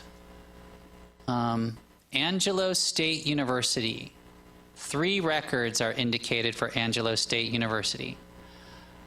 There is a not found record, there is an other record, and there's a same record. So are people generally familiar with the idea that graduation rates and old accountability were presented with a same other breakout? Those who, okay, so people know what that is. So in order to get to that same presentation, and we can go back and look at the data in a second, in order to figure it out, in order for the system to figure it out, it needs 3 pieces of data. It needs your total cohort, so it needs how many graduated same, how many graduated other, and how many graduated that it couldn't find or put in either one. Didn't graduate. Okay? And then so it takes these and by adding these 3 added up are the denominator. And then so if you're reporting same, it's 437 over whatever these 3 add up to, and that's the rate. Does that make sense? So when you come and you look at this, you're getting the data underneath the rate, and that's what you get to see. That's where we are at this point in time. Like I was discussing with Tammy, we're going to be looking at ways to see if we can also present either through this table or another table or in some way, you know, the actual number that you saw on the accountability web report page because people have also asked for that. So originally we got a lot of requests for, we'd like to see data, you know, and how what goes into your rate and so forth. And so that's where we were leaning when we made this. But now we've also gotten the other side of the coin was, well, we also want to see that rate too, so that we can just pull up a report that has our peers. They might go in and pick the peer group that they're in, or they might go and pick the individual institutions in their peer group, whatever they might want to pick, and not have to do addition of, okay, well, in order for me to mimic those rates, I got to add these three and then put it underneath or put it as the denominator of whichever one I'm currently interested in. So I wanted to make sure you guys understood where we were in this process and what you're getting when you see this if you go and look at it.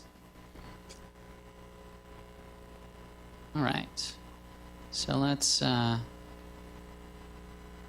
I don't need to do any more with that. I think, unless anybody has any questions, we have slight performance issues every once in a while, depending on where we're located and other things like that that we're working on, where the screen corrects itself. Oh, so the one thing that I wanted to say is, in addition to showing you this sort of weird thing that happens when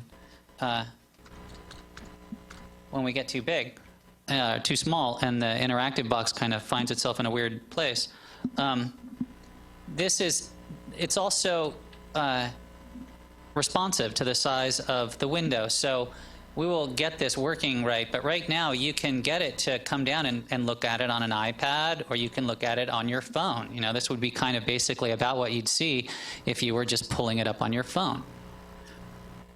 And then, you know, you could just touch your phone screen to pick whatever sector you wanted or whatever goal you wanted. So we haven't looked at that yet. You know, it does its very best to display the report on the size of the screen. So to the extent that this needs refinement as we go along, we'll do that. But right now, it will show you the heading, the report, the title, and it will give you the data.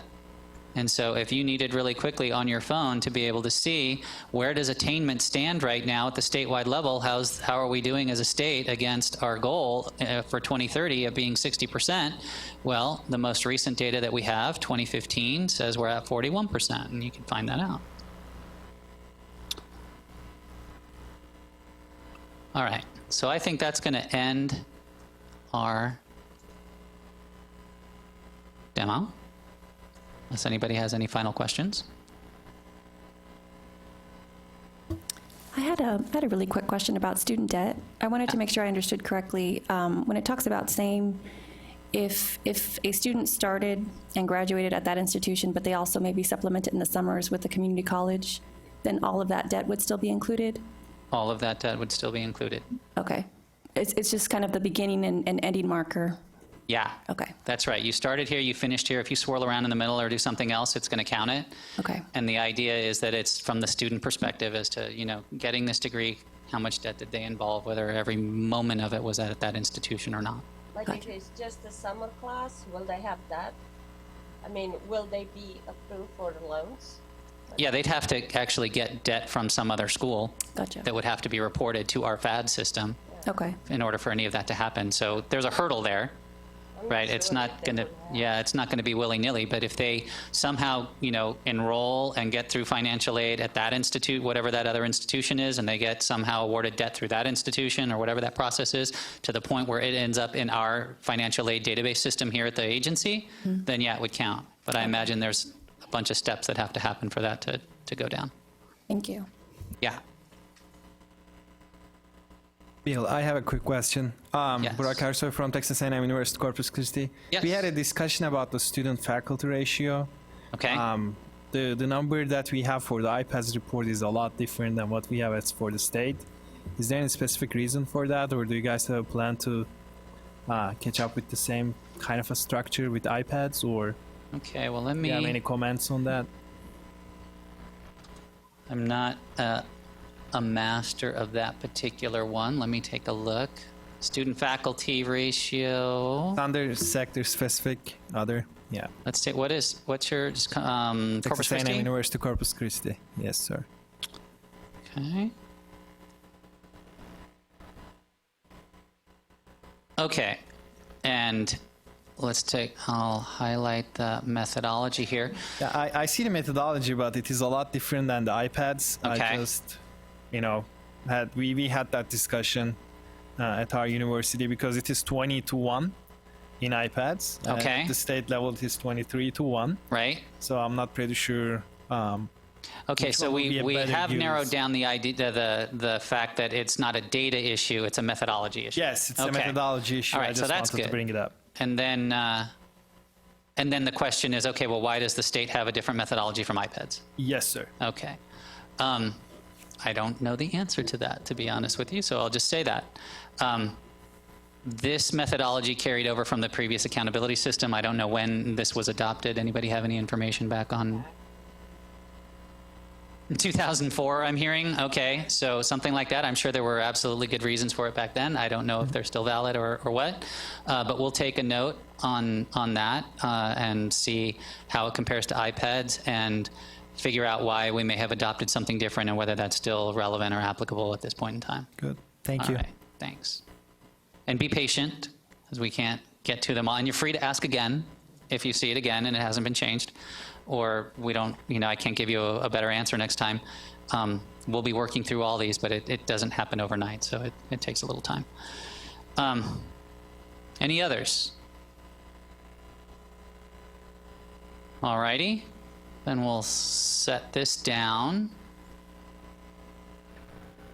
And we'll go back to our slides. Whoops. Okay, I think we're right here. I'll give this back to you guys.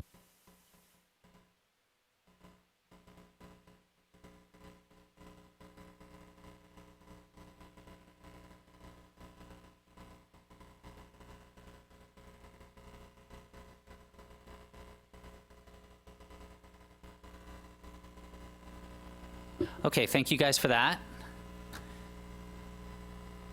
And let's just check the agenda and see where we're at and what's next. Oh, great. All right, so I think we did this perhaps a little more efficiently than the other day, so we've got a little bit of extra time here. We've got about 15 minutes. Institutional feedback about system. Well, let's go ahead and launch into that. You guys have probably been giving us, your questions and comments as you go along, but we specifically blocked a period of time for you to be able to give us whatever feedback, comments, anything that you haven't mentioned so far in relation to does this interface work for you? Does it not? Are there things, you want to, while Chris is diligently taking notes that we're going to go back and use as the seeds for further comment with leadership about enhancements that we can make to the system. This is another opportunity to go ahead and give us feedback, give us your comments, let us know what you're finding. Anyone? Yes.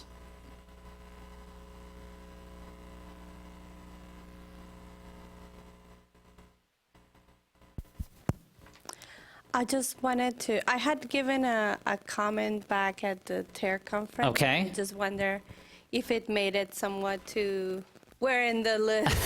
Where in the, remind me of the comment. The comment was that when you go into the data gathering Yes. tool, you get the download of the CSV. And so instead of getting a single worksheet on the Excel file, you would get two. And so one worksheet has the data with all those cryptic variable names. Yes. But then the second page would have a variable dictionary and metadata. So it would give you that, whatever the variable name is, it will give you some basic specs on that variable and the description, definitions, when did you download it, and so forth. I had sent that on an email. I but do just recall don't that. know if it made it. Oh, no, it has made it into the thing, into the, so just to give you a little background, I've been taking comments ever since TARE. That was sort of when we first. Oh, I'm sure you have hundreds, so that's why I'm just. Right? And so just like, and so every one of them is valuable. I don't want you to feel like, and I'm glad you asked. the process is we put them all in a big list and rank them and start going through and talking about which ones we can do and which ones we can't, and we'll be in that process for quite some time. The one that you're and so right now we're at the stage of making enhancements that are more basic than that. You know, trying to get drop-down menus to key off earlier selections is a little bit more basic and at the top of the list than refined enhancements like what you're talking about, which are extremely useful, I would say. And so I certainly hope to get there and have that be one of them. And when I mentioned that, the column headings on the interactive report that I pulled up being a little cryptic, and we want to improve that, that would fall into that category of ways that we could improve that, would be to provide another page with the information that you're talking about. So yes, they are on the list of things that we're going through, but as I mentioned before, it can take time. So Right, I just don't think that it's been ignored or lost. It has not. Right, I know And it's by not putting it in very easy to do because you have to be able to subset the Right. along your hundreds of variables to just whatever the user is downloaded. So I know it's not Right. like something that you can just cook very quickly, but just wonder if it was still in the radar. No, it's on the radar because I personally like it. I think it's great. I will argue for it, and hopefully we'll get that. It will depend on what rank it gets in terms of which ones are more immediate need, which ones, we start at the top with like data being right. And then we move down to like, can you get to it easy, and other stuff like that. And then that one falls somewhere right after that saying like, can you understand it? And Thank yes. I want to give the answer for the student-faculty ratio. See how fast we are? No, I'm just kidding. Go ahead. Yeah, including graduate students and the faculty that teaches graduate classes, and the iPads is just undergraduate. That's a difference. Okay.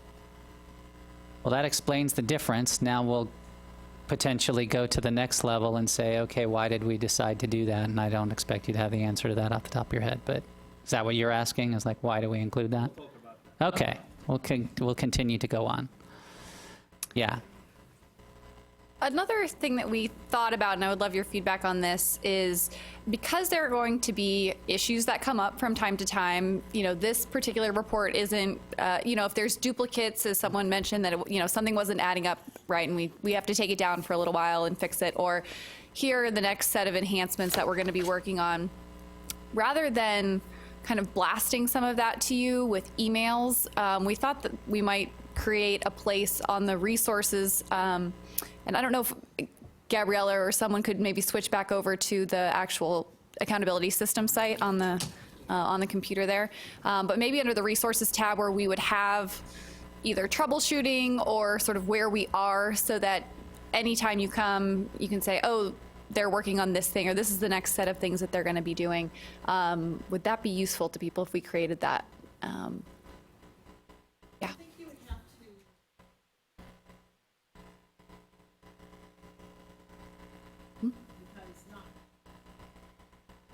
Could you do your Vicki, microphone? can you grab that microphone that's next to Leona over there?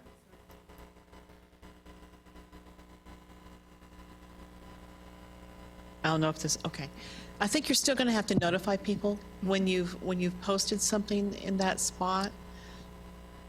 Just whatever it is, some sort of a tickler to let people know to go out there and look. Some of us don't look at that, depending on the time of year, maybe 3 or 4 months might go between when you've looked at the accountability system. Mm-hmm.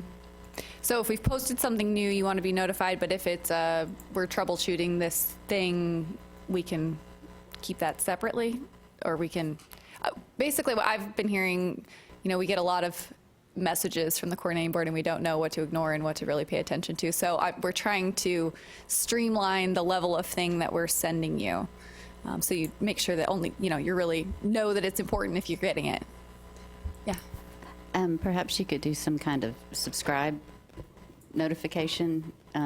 We download the data, and like I said, and store it in data tables. If the data changes, we need to know. So we could do another poll. Okay. Others with thoughts about notification? Yeah. So are you saying this would be something like what SACS does with its one web page that has changes to the web?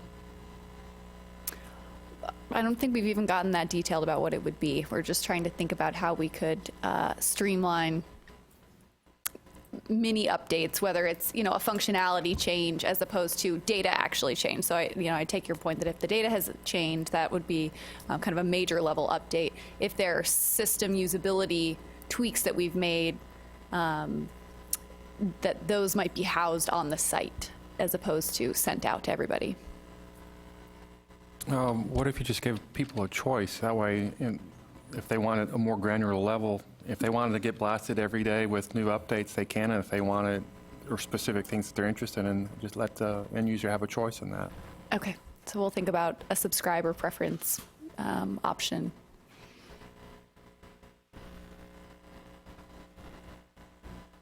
Do you think you could also put in the subject line maybe updates or deadlines? So when we know, due dates for reporting.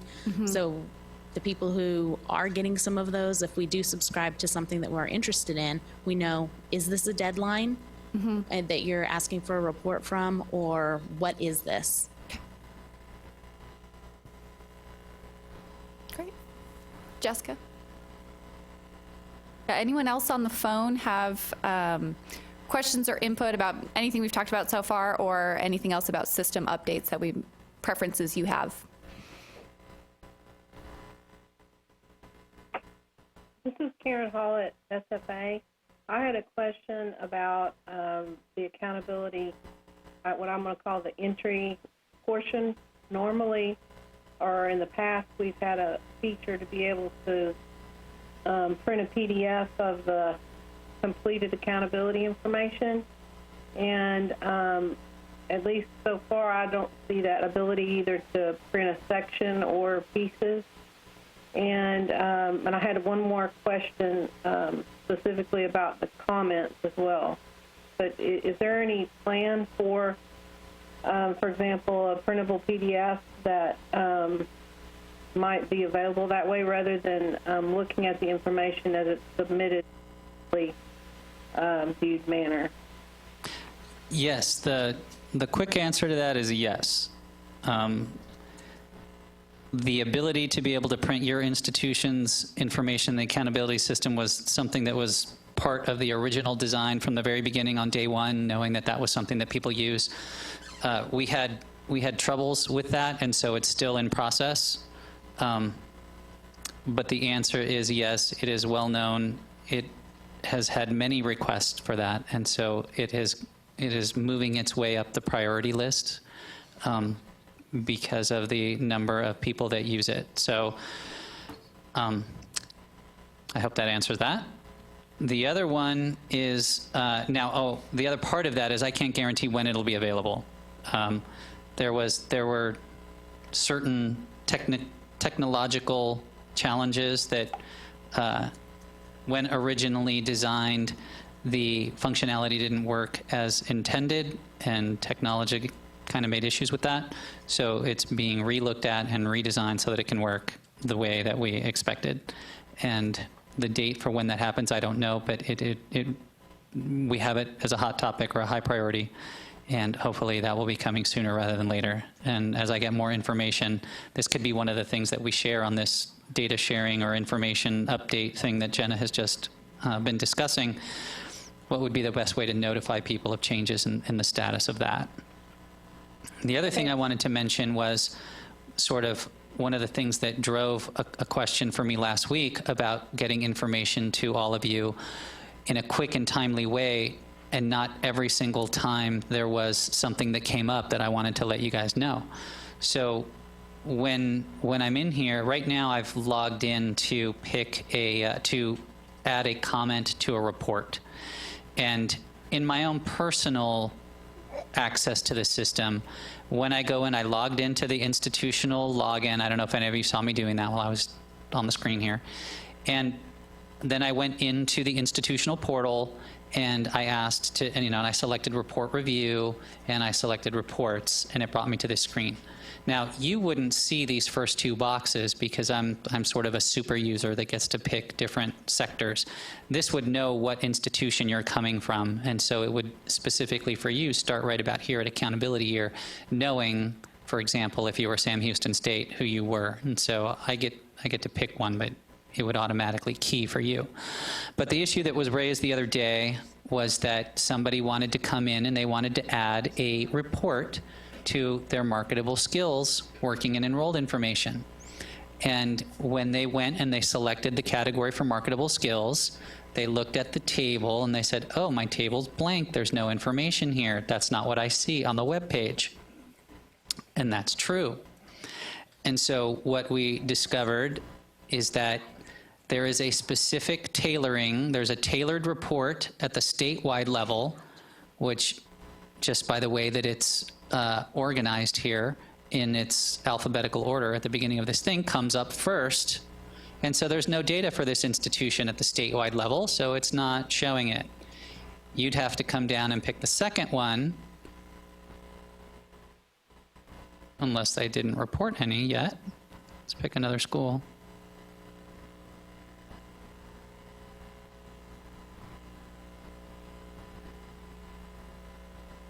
Okay, so that was the issue that I wanted to make people aware of. They were trying to enter their information or their comments on a particular report, and the default one that they were seeing was the statewide one, and it had no data in. So we'll work on getting this to key properly off Public University and A&M so that it only shows you a report relevant to your institution.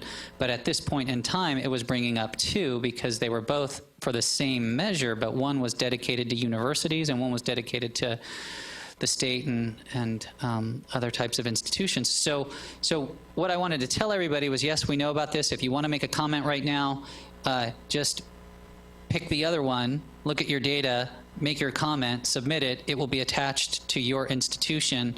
It's just a little glitch that we're having that this other one was showing up.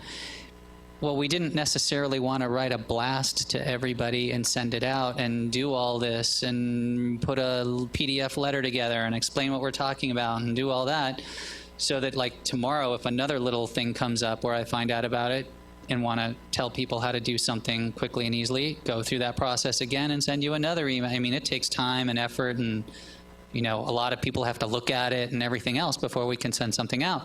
So part of what Jenna is bringing up is an easy way to try to give people information quickly that they can use. If they're having issues with something, they can know to go check this FAQ or this whatever we're going to name it to see if this issue's already been covered and explained. And so that would be part of it, to save that type of process.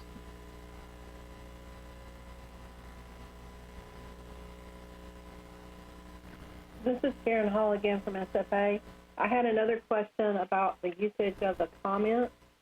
I understand the concept and the use of the publicly available checkbox. However, I wondered if we don't select publicly available, how the comments might be displayed or used, or who that's accessible to besides the institution or itself.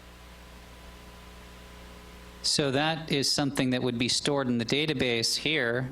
I suppose internally we could go and look at it if we wanted to. I haven't. But it's simply an on and off for you to be able to turn it on to display on the public website or not. We don't have any plans for using those comments in any other way. Bill? Okay, thank you. Yeah, Bill, this is Joe Meyer at Texas State. I have not checked the publicly available box on any of the comments that I've entered, and I think they're viewable. So I'm not sure that box is working. Chris, if you'll mark that one in bright red on our list of things.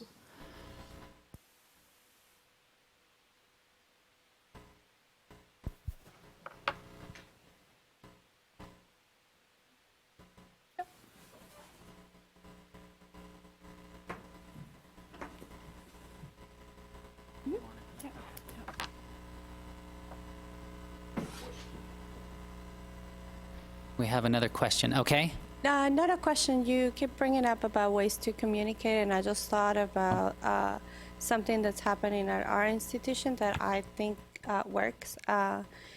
Some people, like the library and things like that, that are wanting to communicate similar type of stuff. Instead of doing it through emails, they're using blogs. because they're a little bit less less formal, and you can put just about anything on a blog and make it as formal or informal as you want.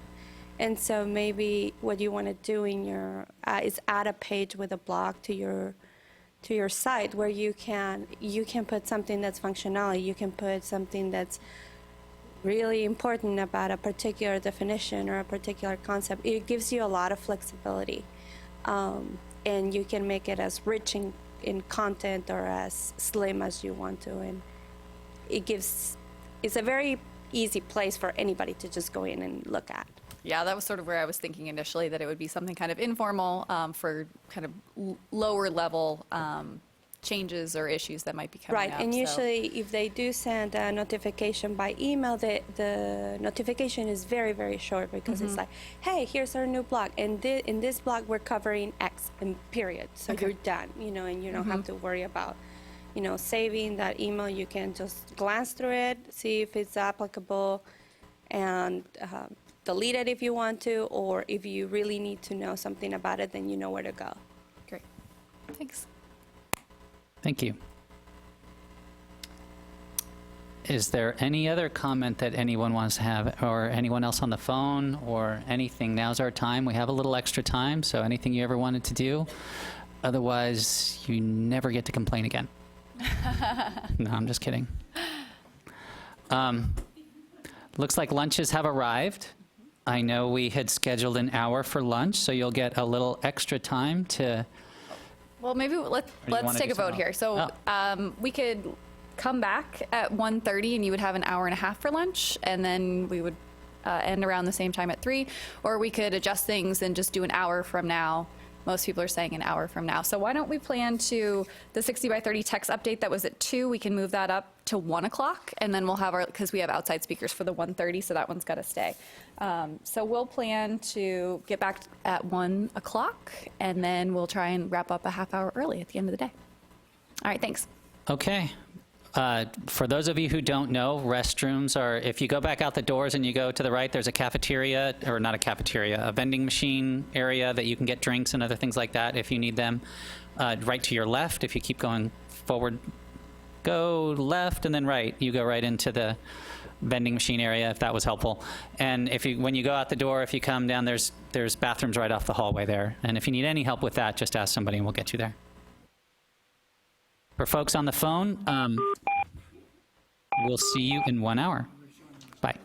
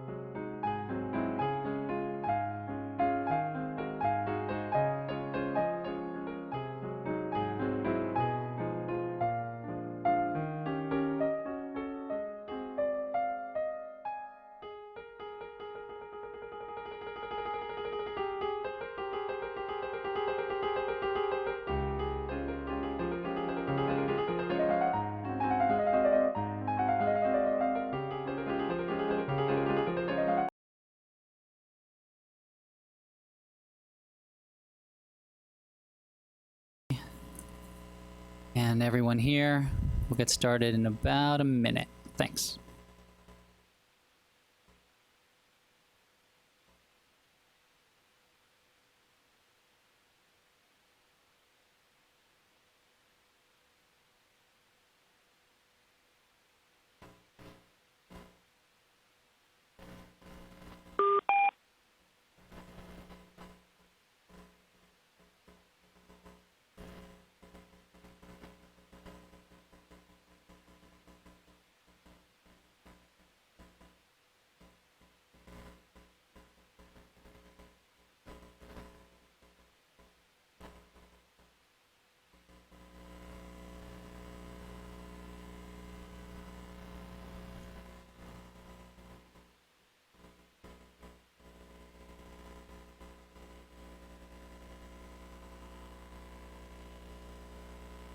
Okay, I hope everybody had a good lunch.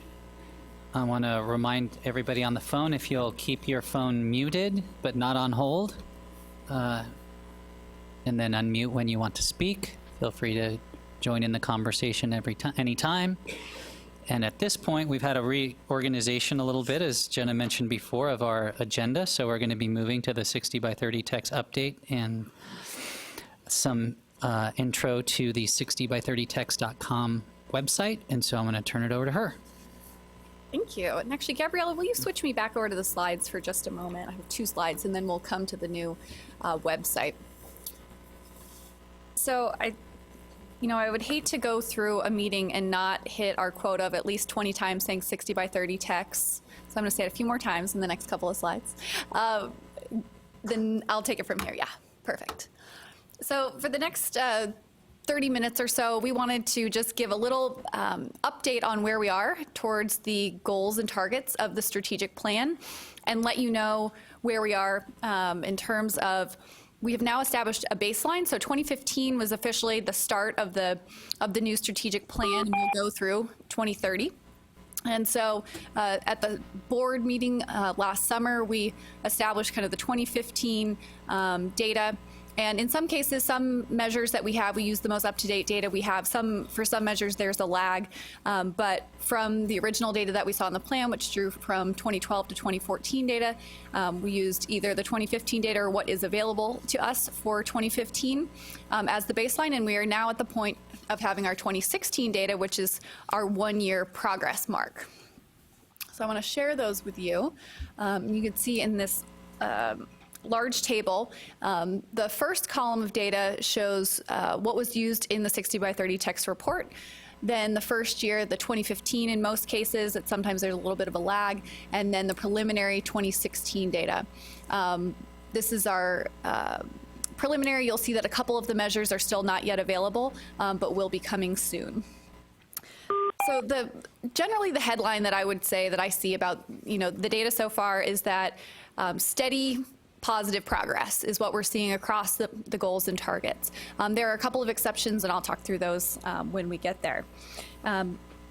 In terms of attainment, the educated population, so this is, just to remind everyone, different from our completion goal in that we're looking at all 25 to 34-year-olds, whether they are educated in the state of Texas or coming from somewhere else, and they've migrated to the state and are working or otherwise here in Texas.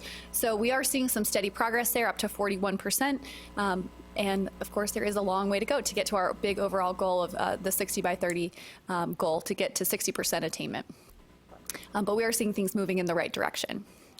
As for completion, you can see overall continued progress up to 321,410 degrees were conferred last year, or for 2016. And then for each of the breakouts, again, a similar positive trend for most of for the breakout areas, although I will highlight African American numbers are a little bit down. Not a lot, but they did not go up from 2015.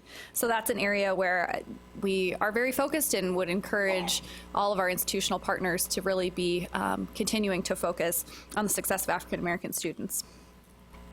Likewise, when you get down to high school graduates enrolling directly in higher education, this population of students who come graduate in the spring and come right in the fall continues to be a really important focus, because we know those students tend to be have higher levels of college readiness, most likely to complete credentials more quickly. So this is a population we're really focused on.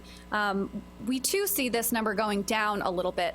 We don't have the 2016 data available yet, but from the report into the 2015 baseline, we saw that direct enrollment percentage go from about 54% to 52.7%. So again, this is an area that we want to continue to really focus on, and want to work with our institutional partners to think about what's going on here. And I'll share that there are some hypotheses about why this number is going down. And so one of the questions was, do we have more students going out of state? Does that explain why that number might be going down? And we recently partnered with the National Student Clearinghouse to look at the rate of students leaving Texas to enroll in higher education in other places. And at this point, the answer is no. That doesn't really explain the decrease that we're seeing. That rate has been fairly stable at about 10% for about the last 10 years. So there are about 10% of our Texas students who go out of state who we can no longer track in terms of our Texas Higher Education Coordinating Board data, but we don't see a dramatic increase or a big increase happening that would explain why this number is kind of going in the wrong direction for what we hope for our state goals. So that's one area, and something that I would really love some of your input and ideas. I was with a group in the Dallas-Fort Worth area over the weekend, and we were having a conversation about why we think some of those rates might be going down. So again, would open it up to you all in just a minute to talk about that further if you're interested.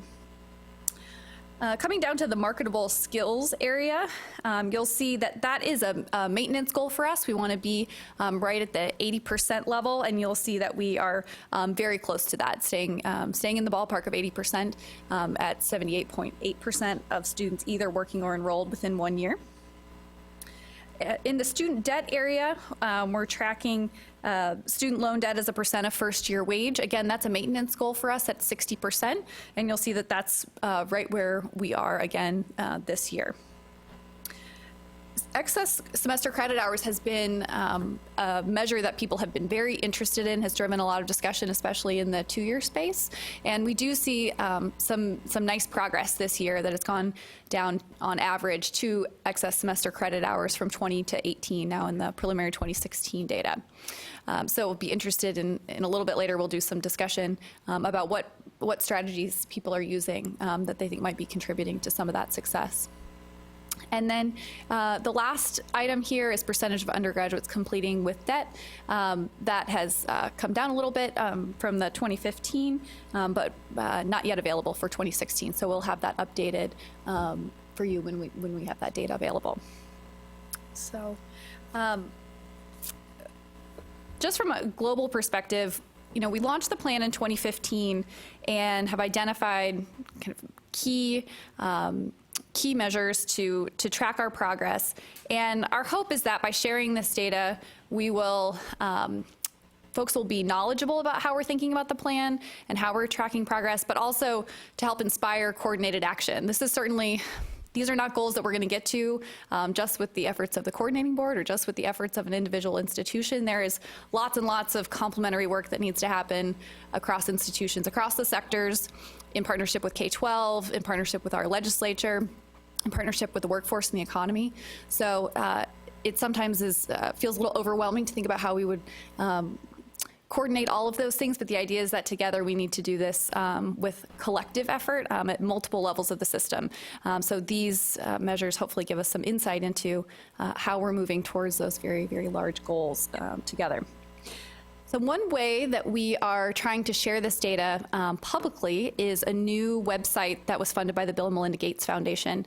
We've gotten a lot of positive reinforcement nationally with foundations and others for the ambitious goals that we've set in Texas. And we are also highlighted again and again for our robust collection of data and our robust use of data. And so that's one of the reasons I think we have one of the best data warehouses of any of the 50 states.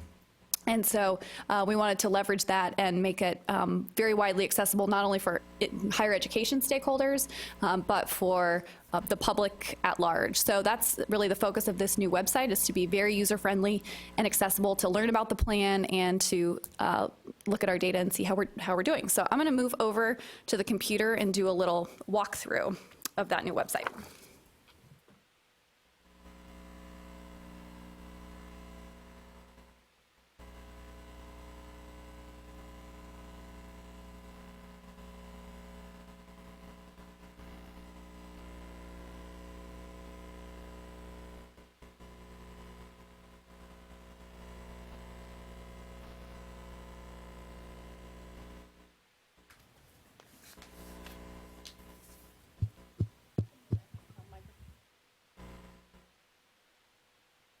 Hello?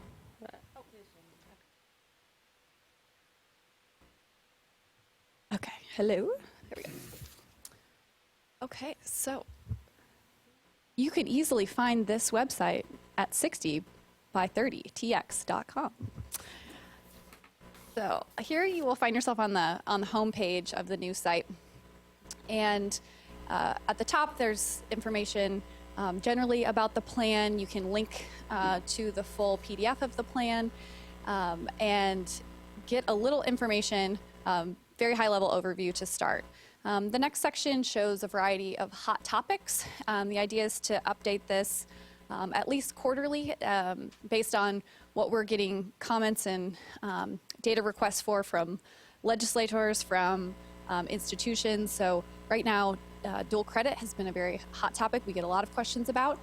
So you can find new data there. You can also see a link to a recent report from the RAND Corporation about dual credit. So the idea is that that'll be timely information for you to see.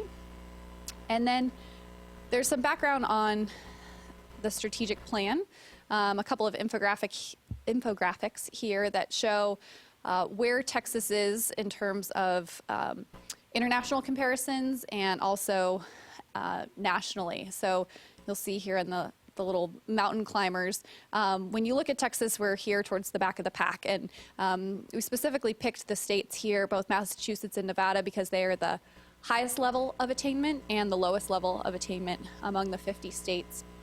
And then we also selected 3 other populous and diverse states, so New York, California, and Florida. And even among these more peer states, you'll see that Texas has a long way to go to reach its educational attainment goals. So these kinds of infographics are right now very based on the plan, but will be updated over the course of our time pursuing the strategic plan. You can also see some data here from the Georgetown Center for Economy and the Workforce. The next thing you can go to here are the goals. So each of the goals has its own page. The first one about 60 by 30, our big overall goal for an educated population. Here you can see, and each goal has this, a goal at a glance, where you can get some high-level bullet points about what the goal is focused on. And then you can scroll down and see some data associated with this. So for the, this is the statewide information, and beyond what we've shown you or that you can see in accountability, there are some additional breakouts that you can see here by level. So you could just click on, you can just look at one of these and get some more information about the specific breakouts. And then in the gray, you can see the targets, where we, the benchmarks about where we hope to be by 2020, 2025, and 2030. If you want to look at your information by a region, you can also go to the map, or you can add information to the search bar there and just say, okay, for Central Texas, we see that the attainment rates are slightly higher, 44% to 44.9% from 2014 to 2015. So that's a nice feature of this, that you can also look statewide and by region for the educated population goal. For goal 2 and for all the other goals, you can search not only by region, well, you can look statewide, you can look by region, or you could put in a particular institution. So Oh, you have to click by institution, sorry. It was on by region by default, but if you want to add an institution, I'm just going to do Angelo State, and you could see just the data for that particular institution there. I'm going to go back to our statewide numbers. Let's see. I have to get rid of this though. Okay, going back to our statewide numbers, again, you can see some additional breakout information here. You can see the total overall completion, but also the breakouts by certificate, associates, bachelor's, and master's. And again, the information about where the benchmarks are for 2020, 2025, and 2030. Under completion, there are several data slides available. So you can look at not only the overall, but by the special populations, target populations for African American, Hispanic, economically disadvantaged, and male. And again, you'll see the 2030 targets here in the gray, but also with breakouts for the 2020, 2025, and 2030 in kind of that gradation of the gray that you see there. If you really like one of these, or you want to just have your institutional data in these graphical displays, you can print the chart or you can download the images by going to this little, they call it the hamburger icon here. And then you can have an option to take any of those images that you're interested in. Next, there are deeper dive for each of the target populations here, for African American students, for Hispanic students, males, and economically disadvantaged students. The last one here is for that direct high school to college enrollment. And by hovering over, you can see currently we're at about 53% of students directly enrolled in higher education in Texas, and 47% are not. And then again, where the targets are in the gray.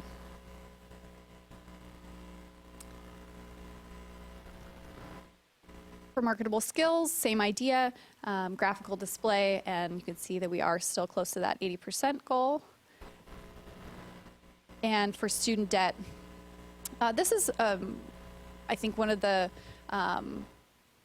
graphics that's a little, presents a lot of data and is a different way of looking at the information. But what you can see here, this is the student debt as a percentage of first year wage. And we did this as a distribution because we really were focused on the median here. And so one thing we were trying to accomplish by showing it this way is to really show that the median is right in the middle and not a mean averaged number, because that was something we would get questions about from time to time, is how to, thinking about this as a median. But also shows you how many students are at these different levels of debt as a percentage of wage. And what you can see is that, there are a lot more students on the low end, but then we have this long tail out to the right of students, a smaller number of students, but who have a very high percentage of debt as a percentage of their first year wage. And for this, you can check the 2013 data, or you can move it over to the 2014 data with these little check boxes here. You can see the share of undergraduate students that are with or without debt. And again, here you can see a little bit more information with the breakouts by level of the credential. And then also excess semester credit hours.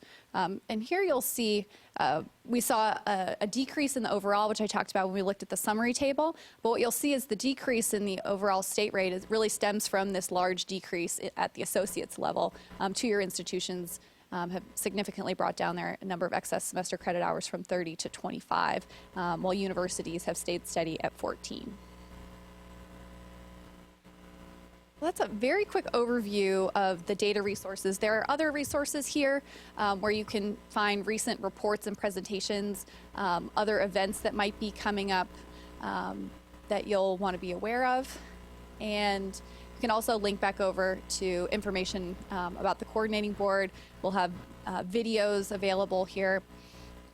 And then finally, you can go directly to the accountability website from here. So there are a variety of audiences that you might think are well suited for this information. So for those who need kind of a higher level picture and really would be interested in the graphics, you might start here at 60by30text.com. And then you can go right into, for those who want kind of a deeper level of analysis, more data, you can go directly into the accountability website. And then for those who really, really love data, right into the interactive. So the idea is that these are all layered together in a very intentional way. So I'll stop there and see if there are any questions. Or Jessica, anything I left out?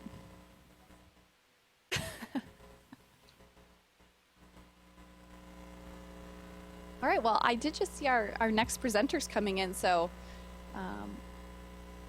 we can go ahead and turn it over to them. What we're going to hear next is from Julie Eklund's going to join us, and Stacy Silverman and Gary Tomerlin to give us a little update on what's happening with the legislature. So I'll invite you three to come on up.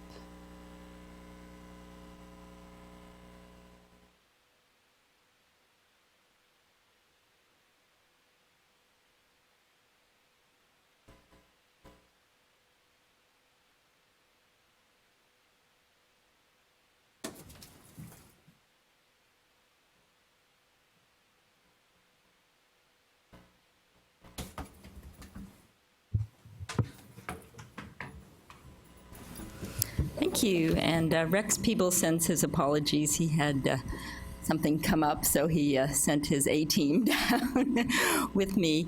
Stacy Silverman's first going to do a little update on bills that she thinks may be of interest. Then Gary's going to follow.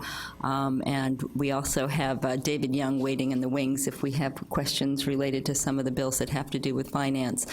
So I think we'll just spend a little time on an update. I think Stacy's also going to provide a couple updates on other information related to the AQW, Academic Quality and Workforce, I have to stop and think, division. And then we'll make sure we have some time to answer your questions so we can focus on what you're interested in related to the session. Stacy. Thank you, Julie. Can everyone hear me? Okay, great. I'm Stacy Silverman. I'm the Assistant Deputy Commissioner, something like that, in the Academic Quality and Workforce Division here at the Coordinating Board. I do really enjoy getting to see all of you in person, and I will let you know that I have been watching you this morning, live streaming as well, so that's always fun to come down and see what you've been watching. I did want to give you a brief update on some things I think will be of interest to this group specifically. Recently, we just posted the low-producing program list for your institutions, so that is available out on our webpage. So please take a look and make sure the programs that are out there really should be out there. I will tell you that we've had a large increase this year. So last year we had about 50 programs that were identified. We ended up calling all the institutions, asking everyone why they were out there, and if they should be out there, what was going on. And we were able to whittle that number down to 0. This time we've got 121, and that is due to temporary exemptions expiring. So please go out and take a look and let us know if something interesting is going on. So some examples that we had in the past were, oh, we didn't know we had this program. Oh, no, we actually consolidated that program. Or, oh, we've revamped that program and we just hired a new faculty member, so we really think it's going to be a great program in the coming years. So I wanted to update you about that. One other item I wanted to make sure you were all aware of is we've developed a database here for distance learning programs. So we'll be rolling that out in the next couple of weeks so that you will be able to go in and log into your institution and take a look at what we've got on our list. And you can go in and verify if that is correct, or you can make changes. And you'll be able to say, this is an off-campus face-to-face, or this is a fully 100% online, or a hybrid. So that'll be coming your way very soon. So please take a look at it and, call us or email us or whatever. Come beat down our doors if you need to let us know what's wrong with it or what's right and if it's working. It'll really help us because we have so many programs that are offered in so many different locations. So I think it's going to be a real benefit to everyone. All right, now on to a couple of legislative proposals, some legislation that's up that you all as IR folks and others interested in data will find interesting are there are a couple bills that have been filed related to the Common Course numbering system and making that a requirement. That's House Bill 254 and House Bill 712. So I want to make sure you all know about that. Also, there's House Bill 654 would eliminate certain formula funding of course restrictions and would allow returning adults to have a one-time exemption from the 6-drop rule and a one-time exemption for the 15 semester credit hours from the 30-hour and 45-hour rules. So if you all didn't know about that, that would be potentially headed your way as well. There's also Senate Bill 2079 by Taylor would require all general academic institutions to include for each class a student attempts the average or median grade for the class on the student's transcript, except for classes that are pass-fail. So I thought you all would want to know about that. And then also Senate Bill 828 by Seliger would authorize the coordinating board to review and approve or deny any new off-campus degree and certificate programs, and to review and approve or deny the purchase of new land and construction of new facilities at any off-campus location. Any questions about any of those? I'm going to hand it over to my colleague, Gary. Gary Tarmerlin, I'm Deputy Assistant Commissioner Workforce, and as Stacy kind of alluded, the other half of the division we call AQW, and outline a couple of bills related to transfer. Both of these are by Senator West. The first one is SB 2122, and this one is really more about developing a database with the 25 most common degrees across the state, and then the courses that would help students to transfer and complete that program. And so, like, if you did a discipline like computer science as an example, when you start drilling into computer science and you can see the courses and the pathway of what it would take for the student to transfer.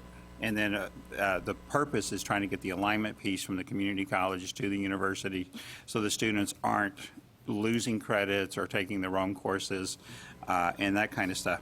And then the next bill is 2086, and it has to do with Regional Consortium for Transfer Compacts. And it's kind of almost the same kind of broad overreach or a thought process, if you will, that the 25-degree programs, but then break it down regionally and do more or less the same thing through articulation agreements that makes it so the student can transfer. Each of these bills also touches other pieces of existing legislation. As an example, the first bill, 2122, would also modifies the statute related to what is fundable for a dual credit, and it adds fields of study and programs of study. And right now that statute is limited to core curriculum, CTE courses, and foreign languages. And so it broadened that just a little bit. And the issue there is if a student gets into, like we have an architecture field of study that's almost ready for approval. And so if a student was starting that in high school, they couldn't sequence in those courses and have those courses fundable. And so several different issues in play in there. And then the next topic I'm just going to talk broadly about, there are 28 different bills that were filed that would allow public junior colleges to offer a bachelor's degree in some iteration. And many of the bills are bracket bills, and they go in and they more or less name a college but don't name a college. And one of them, and I'm paraphrasing, so don't write this down and go look for it specifically, but it's more or less in a county with 3.3 million people and adjacent to a barrier island and a couple other things like that, and you're like, wow, where could that be? And you know, there's one that has something to do with a college that has their service area is contiguous with the Red River or something like that. And you know, you're like, okay, let me see, that's El Paso, right? But anyway, so lots of iterations in the bills, but what we're hearing is Senator Seliger's bill 2118 is the bill that is most likely going to be moved forward. It deals with applied technology and applied science degrees and nursing. And then it has workforce need, articulation agreements, and transfer and pieces like that. And so it's a pretty comprehensive bill. But I guess that's about it, unless anybody has any specific questions you'd like me to go at. I can't tell you about all 28 of them, I'll tell you that right now. Thank you. Okay, and in terms of the strategic planning and funding side, there are a couple of bills that have to do with Hazelwood that would move the database and rules and regulatory aspects of that to the coordinating board, and would also change how the Hazelwood benefits are calculated in terms of based on the length of time that the service member was there. There's a couple different ones related to that. Then we also have a bill, HB 1241 by Giddings, and this ties into the graduation bonus that you might have heard talked about, because I believe it was a recommendation. It was a recommendation of our Formula Funding Advisory Committee from our general academic institutions, and that would give a bonus of $500 for all graduates at universities and $1,000 for graduates who were considered at risk. These are bachelor's graduates, and at risk is defined as students who scored below average on the ACT, SAT based on the national average, so sort of an academic measure. And then in terms of economic status, it would be students who qualified for Pell, were eligible for Pell. So two simple measures. So there's a bill with that. There's also a couple of other bills that have to do with outcomes-based funding. One of them is Senate Bill 1892, that's Betancourt, and then the other is Senate Bill 19, which is Seliger. Seliger's bill also includes a tuition freeze and the ability to raise tuition tied with several metrics. There's actually 11 metrics. You might have remembered a bill from last session where there were several metrics that were included in an outcomes-based funding bill, and those metrics, I believe, are very similar across Betancourt's and Seliger's bill, and I think institutions have to meet 6 of the 11 or something like that. So those are a couple of the bills that we're tracking. Of course, there's a lot more, and we're happy to answer any questions related to those. And as I said, we have David Young in the wings if you wanted to get into any details on any of the budgets in terms of the appropriations committee. Also quiet. So we're watching, and we'll see how things proceed, of course. And I'm sure there'll be new projects and activities for all of us when the session is over, once we see where things have ended up. There were some questions, if there aren't any other right now, about marketable skills and sort of where we are in terms of, folks noticed on our measures list that we have one measure around the number of students, proportion of students working or enrolled after 1 year, but that the others are still in this to be determined place. So both from the AQW side and from the strategic planning and funding side, can you give us a little update on what sort of the current activities or planning or thinking around this area that's a little bit more nebulous? Sure, absolutely.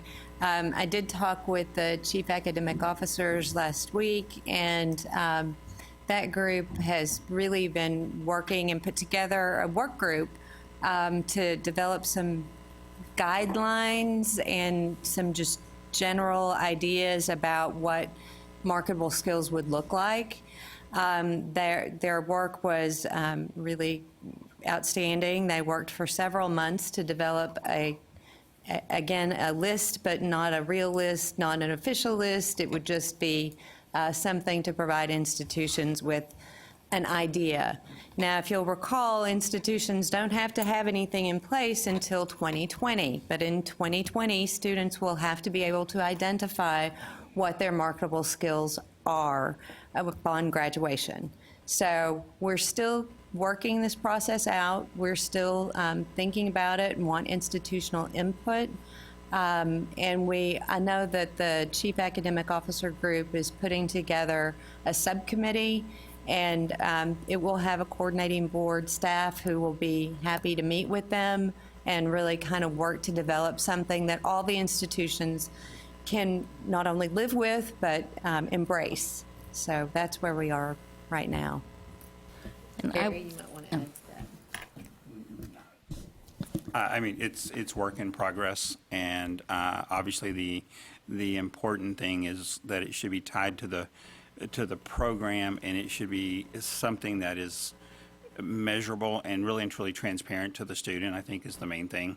That it shouldn't be creating stuff that is not obvious. I mean, it's got to be manageable, I guess is what I'm trying to say. Yeah, one thing that you may not be aware of is that we did ask institutions in accountability, although it hasn't been determined yet how it's going to be measured in terms of the goal. We did ask institutions in their comments to let us know where they stand in terms of thinking about that goal.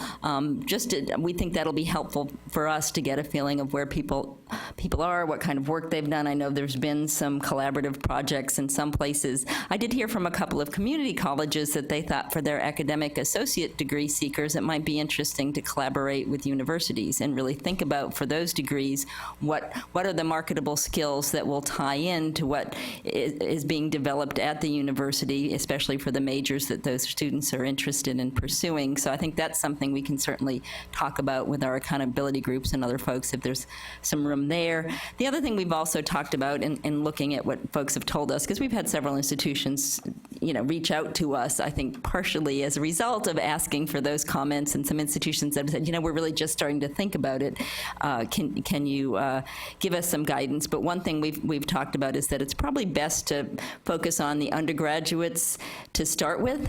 It's a big responsibility to think about doing this for all the programs, and I think that's the guidance that here with leadership we've talked about is probably something that might be helpful to all of you, that would be a good place to start, is think about your bachelor's degrees and then move from there, especially if work has not yet begun on this. But we know that that's the area where we've probably provided the least, especially in terms of measurement direction.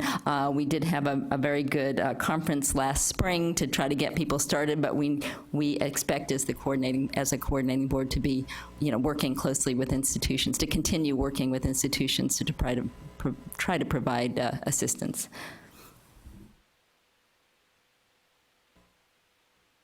Right. Any other questions or comments? I know a few of you were at the Chief Academic Officers meeting, so anything else that you think for the good of the order would be useful to share about the marketable skills information?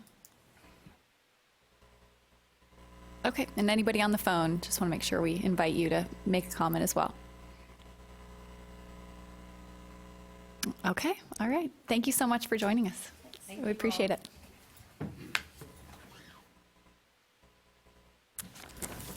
Well, we are just zipping through the afternoon here. So the last thing, so think back 20, 30 minutes ago when we were talking about the updates on 60 by 30 in terms of the goals and targets and where we are and the progress that we've made so far, and also the website and thinking about where the benchmarks and targets are over the coming years to get to our 2030 goals.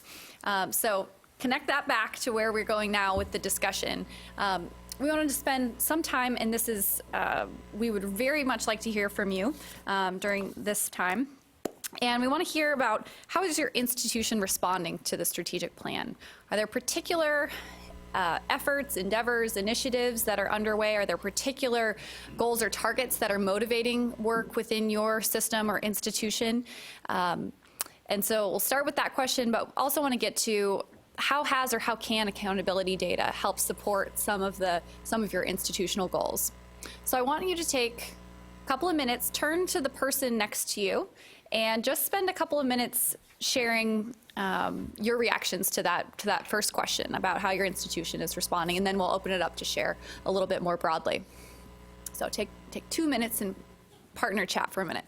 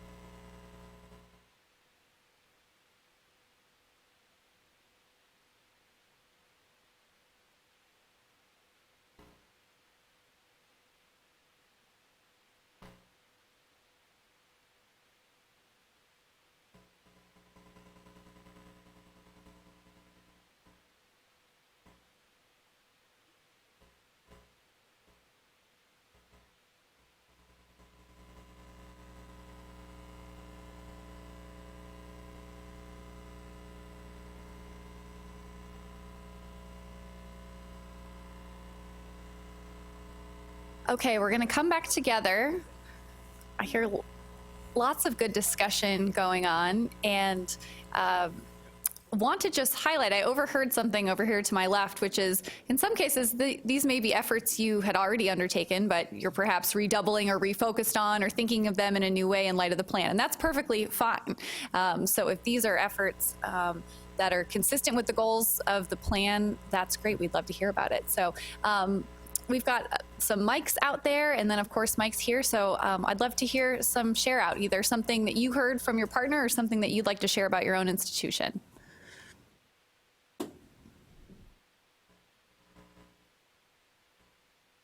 And don't be shy, we'll just keep waiting because I know you all said something.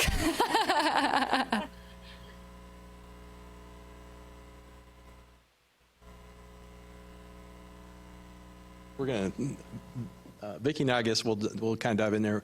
We were talking that it's kind of new to the campus and the new plan, and compared to the last one. I think the conversation that we've been having with people is that it's easier to talk about the completion agenda rather than focusing on graduation rates, especially at our institution. We have a lot of transfers. So it brings in a broader group of students into the conversation. The marketable skills thing is that being so squishy, so to speak, it gives some people some discomfort, like what are we supposed to be doing with this? And I guess the other is, I guess we'll throw it out there. In the last plan, we had institutional goals, right? So is that going to be part of the exercise going forward? I'm actually really glad you brought that up, because that's something that we've been talking about. Obviously, some of the goals and targets lend themselves to institutional targets more than others, and we don't expect you to have a target in terms of, attainment statewide. But we have talked about that, and we've had a lot of not only institutions but also some regional groups get in touch with us around that, because I think there's also an interest in looking at it not only by institution but by regions that really want to try to move things forward and hey, what can we do? Can we have some goals? And I think regionally you could look at something like attainment, or which we're calling educated population, not to confuse it with completion, but it might be something where regionally, I think it was Northeast Texas has been doing a lot with 60 by 30, and they realized in some data we put out that their region is not doing as well as other regions in the state in terms of educational, the attainment of their overall population. So they're trying to at least catch up. But the idea of looking at the different areas and trying to give them something to shoot for, as well as looking at institutions and saying for particular goals, hey, this is where an institution where they would need to be for us to get there. And I think for the completion, obviously the 550,000 is one instance where we could certainly look at that, because that's a concrete number that we need to get to as a state. The tough part about it is knowing how to apportion that completion across degree types. And we were asked a lot when we were working just on developing the plan, hey, well, what does this mean in terms of bachelor's degrees and associate degrees? What do we need in these different categories to get there? And the hard thing is what we might need now may not be what we need in 2030. And now we know there's a lot of interest in certain types of certificates. We've got master's degrees included in the plan now, which we didn't have before, in terms of trying to, because that's something that in many fields is really where you need to be to get a job, to have the skills necessary to move out into the workforce. But in terms of how many of each, that's where it gets really hard. And I'm looking at Paul because we spent a lot of time, and Paul particularly spent a lot of time when he was here at the coordinating board looking at data and trying to figure out, well, what should it look like? And should it look the way it does now?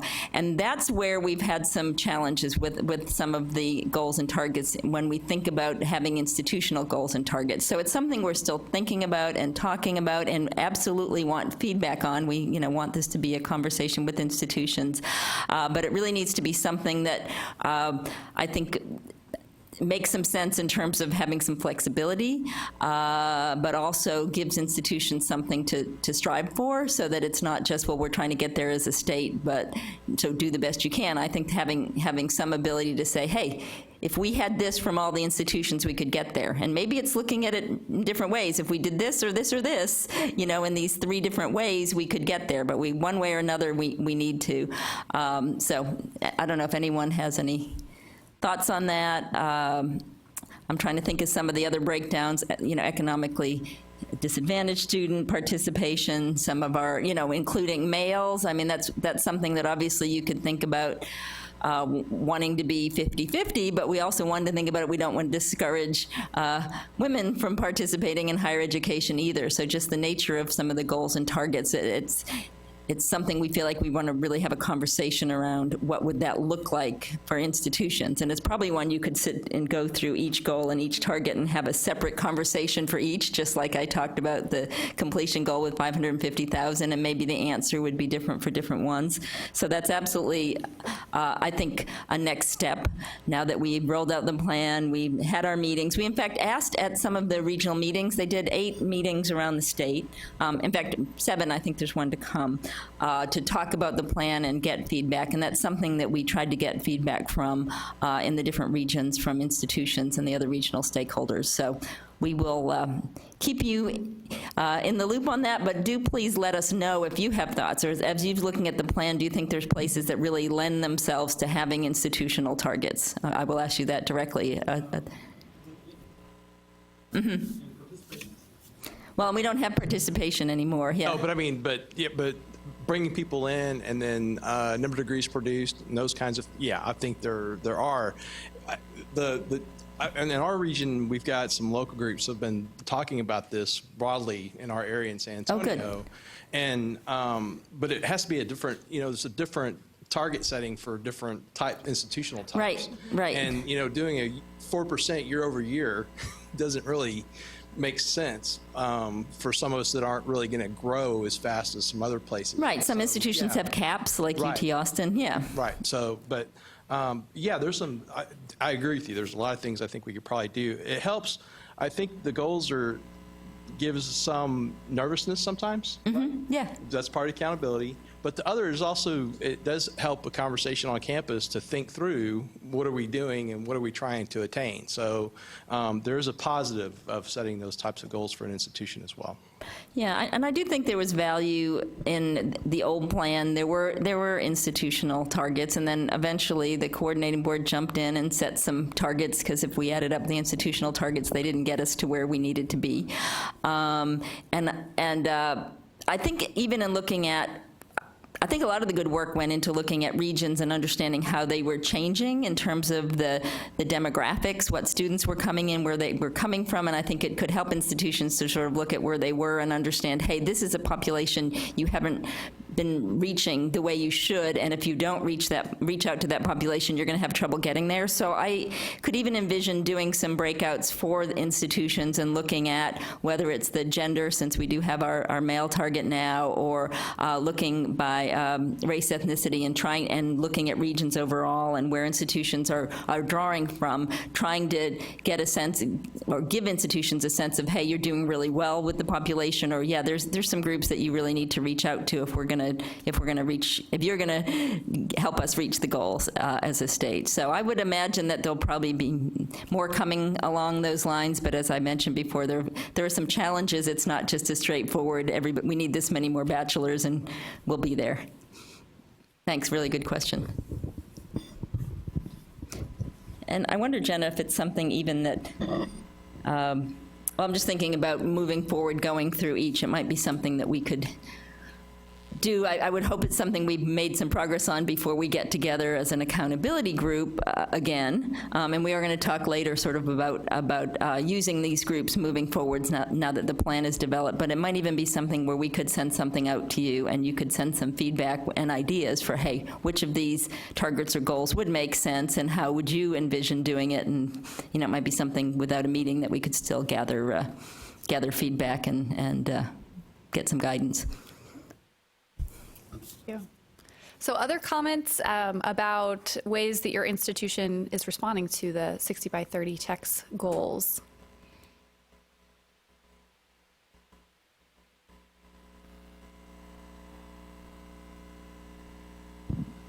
We're actually working on redoing our Vision 2030 plan. And so we're tying in several of these things, but I agree that different institutions have different things that you're going to have to use for your measures, because for us, we're a Hispanic serving institution, low income. So some of the measures, we may not hit some of the targets that we set, but we need to have our own targets in different areas so that we can still serve the populations that we're trying to serve. Mm-hmm. Very good. Thank you. Vicki? Oh, no, okay. Anyone else? I see David Gardner has joined us briefly. Oh. I was gonna put you on the spot. We were talking about institutional targets and sort of where we stand in terms of that, and just getting some feedback from folks and talking about how there's some challenges with doing that, but it's certainly something that we've talked about, and we understand there's a variation at the institutions and in terms of where we need to be. So we'll talk about that some more. We've also been talking about marketable skills.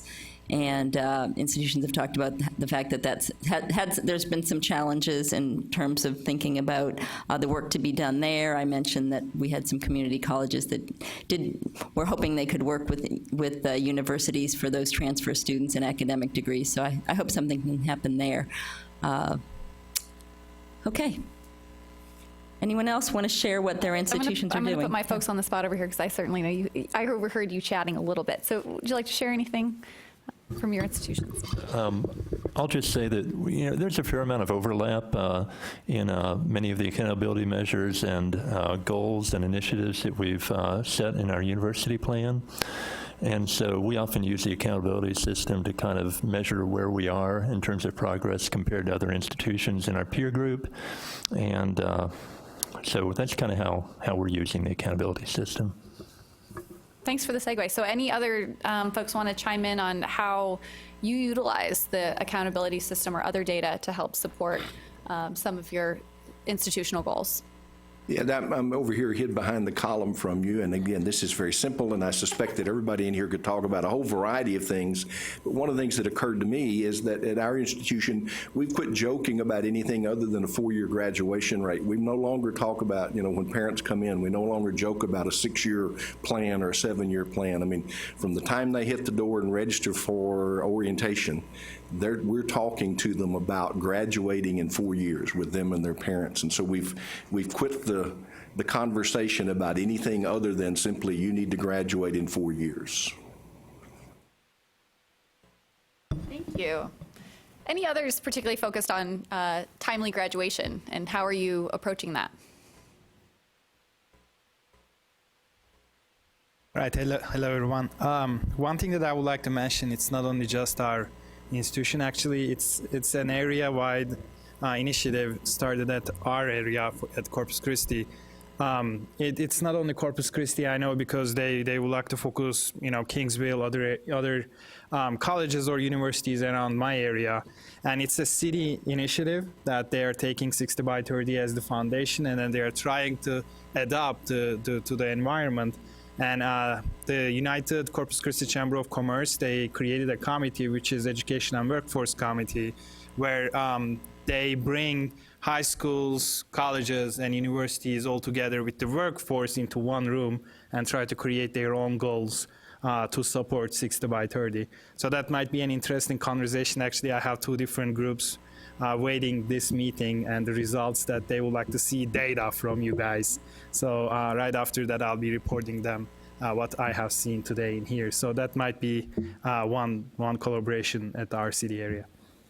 Wonderful. Are other people working with industry more? Are you? I see some nods. Could you share with us what you're doing related to the plan and?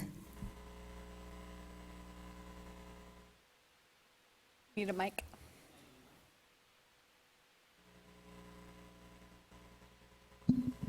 So we've actually been working with another group like that in Northeast Texas, where there's actually 5 universities and Tarrant and Dallas County community colleges, pathways being built from those, all of the community colleges into those 5. It's the 5 highest transfer rate universities. And so there's actually been strategic efforts to get all that underway over the last 2 years. And then again, there's another bridge with a commit group, and then with the chamber.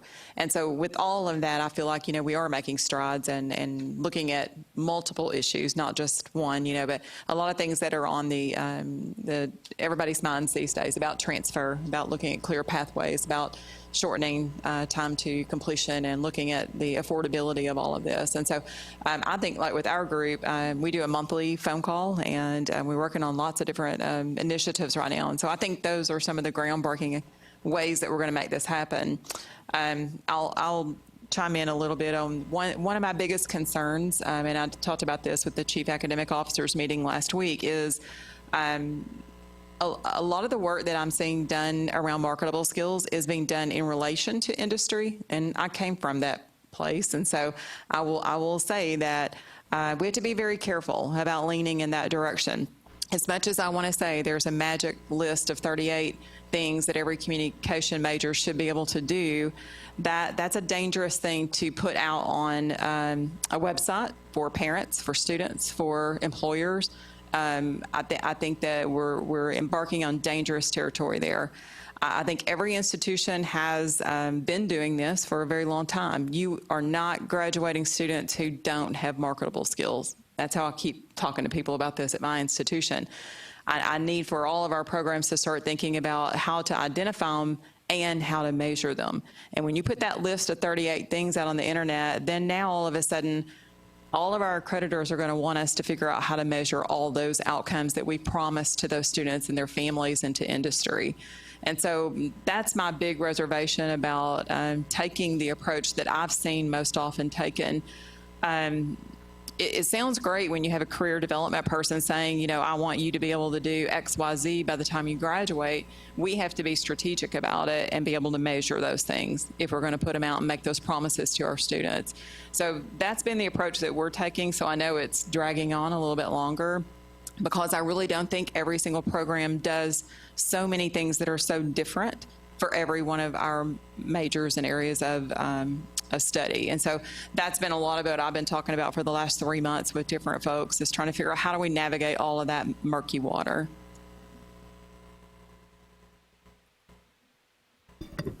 Anyone else? I've been thinking also about the marketable skills, and a lot of what you say kind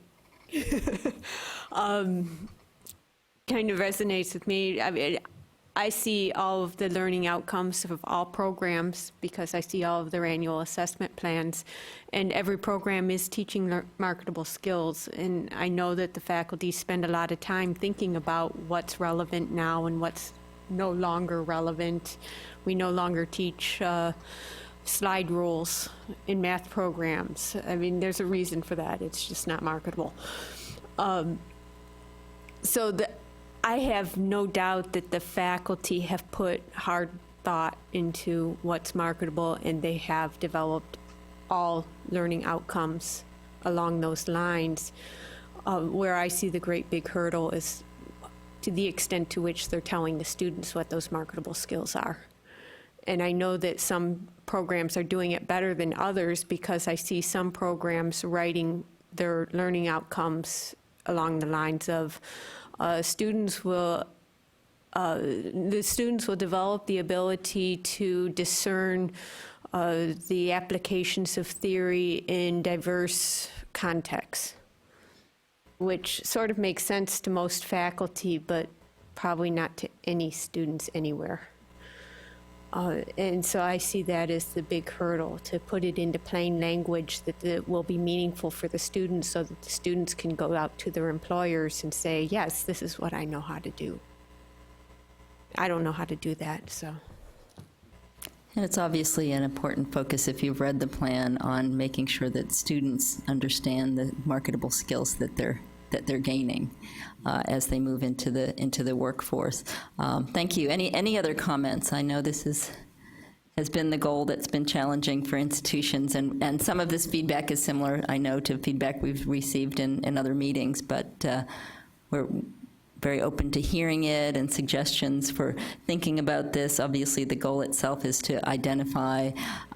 for the institution to come up with a process to identify the skills, and it hasn't yet been determined how this will all work in terms of institutions reporting to us. David, we'd love for you to add something. Yeah, thank you. Well, you know, I've heard a lot of this before, and I just want to comment on your remarks, because this gets to part of the basis of what we're trying to get at.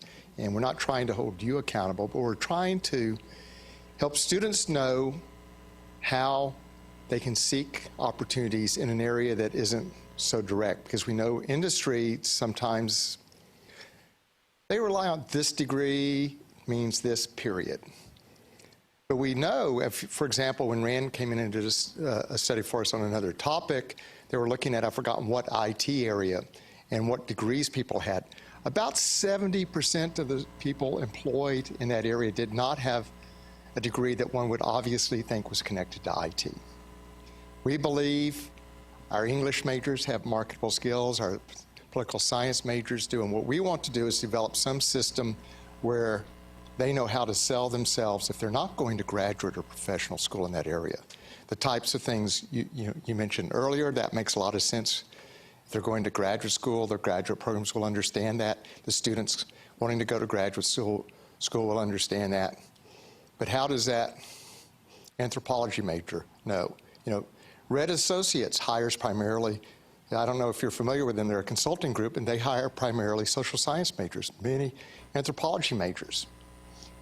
I would say that most anthropology majors don't go studying anthropology thinking about going to work for a group like that.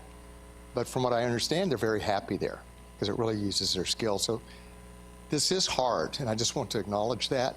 But it's not, the intent is that we actually somehow be intentional about thinking about this for the sake of students and helping them beyond what we have in the plan. We know that there's skills they develop outside their major as well. And how can we help them identify those? And how can we help them think beyond? I personally think that psychology majors have a lot of skills that would work in marketing. In some ways, stronger in some areas than a marketing major, but they have no sense of business, perhaps. How do we help them have an avenue to develop those skills? Dartmouth has an interesting program in terms of students from liberal arts schools that they sort of bring them in for, I think, 6 weeks and teach them business language. So there are other ways of approaching this, and we want to do it together. We want to do it in a way that maintains the integrity of our programs, where we maintain the liberal arts within our schools, and it's not all just connected directly to industry, but realize that we need all the majors to survive, but help enable students to actually get a job when they graduate, if they're not going to graduate professional school or becoming high school teachers. So I think you stated that very clearly, and I just wanted to follow up on that. Thank you. Any other, I think I see a hand going up over there.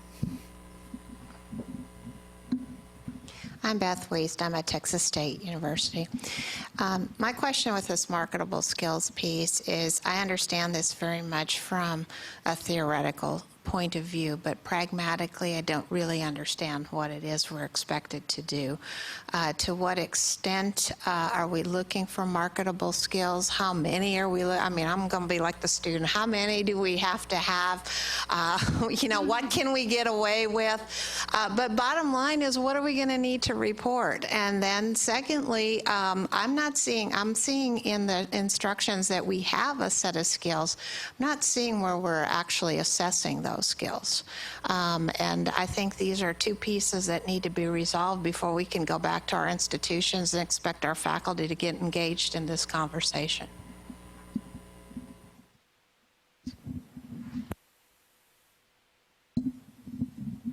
Thank you. Those are good questions. Just Leona? kind of to follow up what you were saying here too. It is hard to assess, especially the soft kinds of skills that we hear all the time that wherever you go to work, you need to have. And I know on our campus, we're working under a grant that we're working with Workforce Solutions. We're working with industry in the area. We're trying to focus it on a program so that we can keep it together and actually do some things. But some of it is faculty training also, where they need to understand what we're trying to do here. It really fits in well with marketable skills. And so trying to tie all that together along with all the work we're doing on our strategic plan for 2020, it's really kind of interesting. But we're having many, many conversations at all sorts of levels, all programs, in how to not just talk about this in general and what all we need to do, but also how to focus it. And I think that's the secret on how you can assess and how you can move forward with some of these ideas and programs. Thank you. And I think one reason that, we didn't, unlike the other goals and targets where it was pretty straightforward in terms of what the tracking would look like, and you're trying to get to 550,000 completions, you're going to see how many completions you have year to year. And it's my understanding that we felt like it was really important for the whole conversation to happen around this particular goal in terms of what it means, what we need to do. It is something different. We're looking at something, that I think is pretty cutting edge. This isn't something where you look at other states and they have goals like this. And so we thought it was important to get feedback, to have the conversations. I mentioned the conference that was held last spring.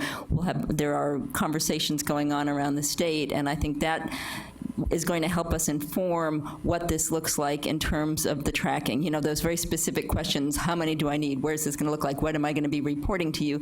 Those are the types of things that, in my opinion, it wouldn't have made sense at the beginning to say this is what it's going to look like, because we weren't sure. We wanted to have the conversations. We thought it was a really important goal, but we also wanted to sort of see how all of that developed before we sat down and thought about, okay, what is this going to look like in terms of what institutions, what we're going to ask them to tell us in terms of what they're doing. Because the goal is about having a process to do it, and you could certainly think about collecting information. Have you developed a process yet? How many programs have you looked at? Are there certainly things that you could quantify?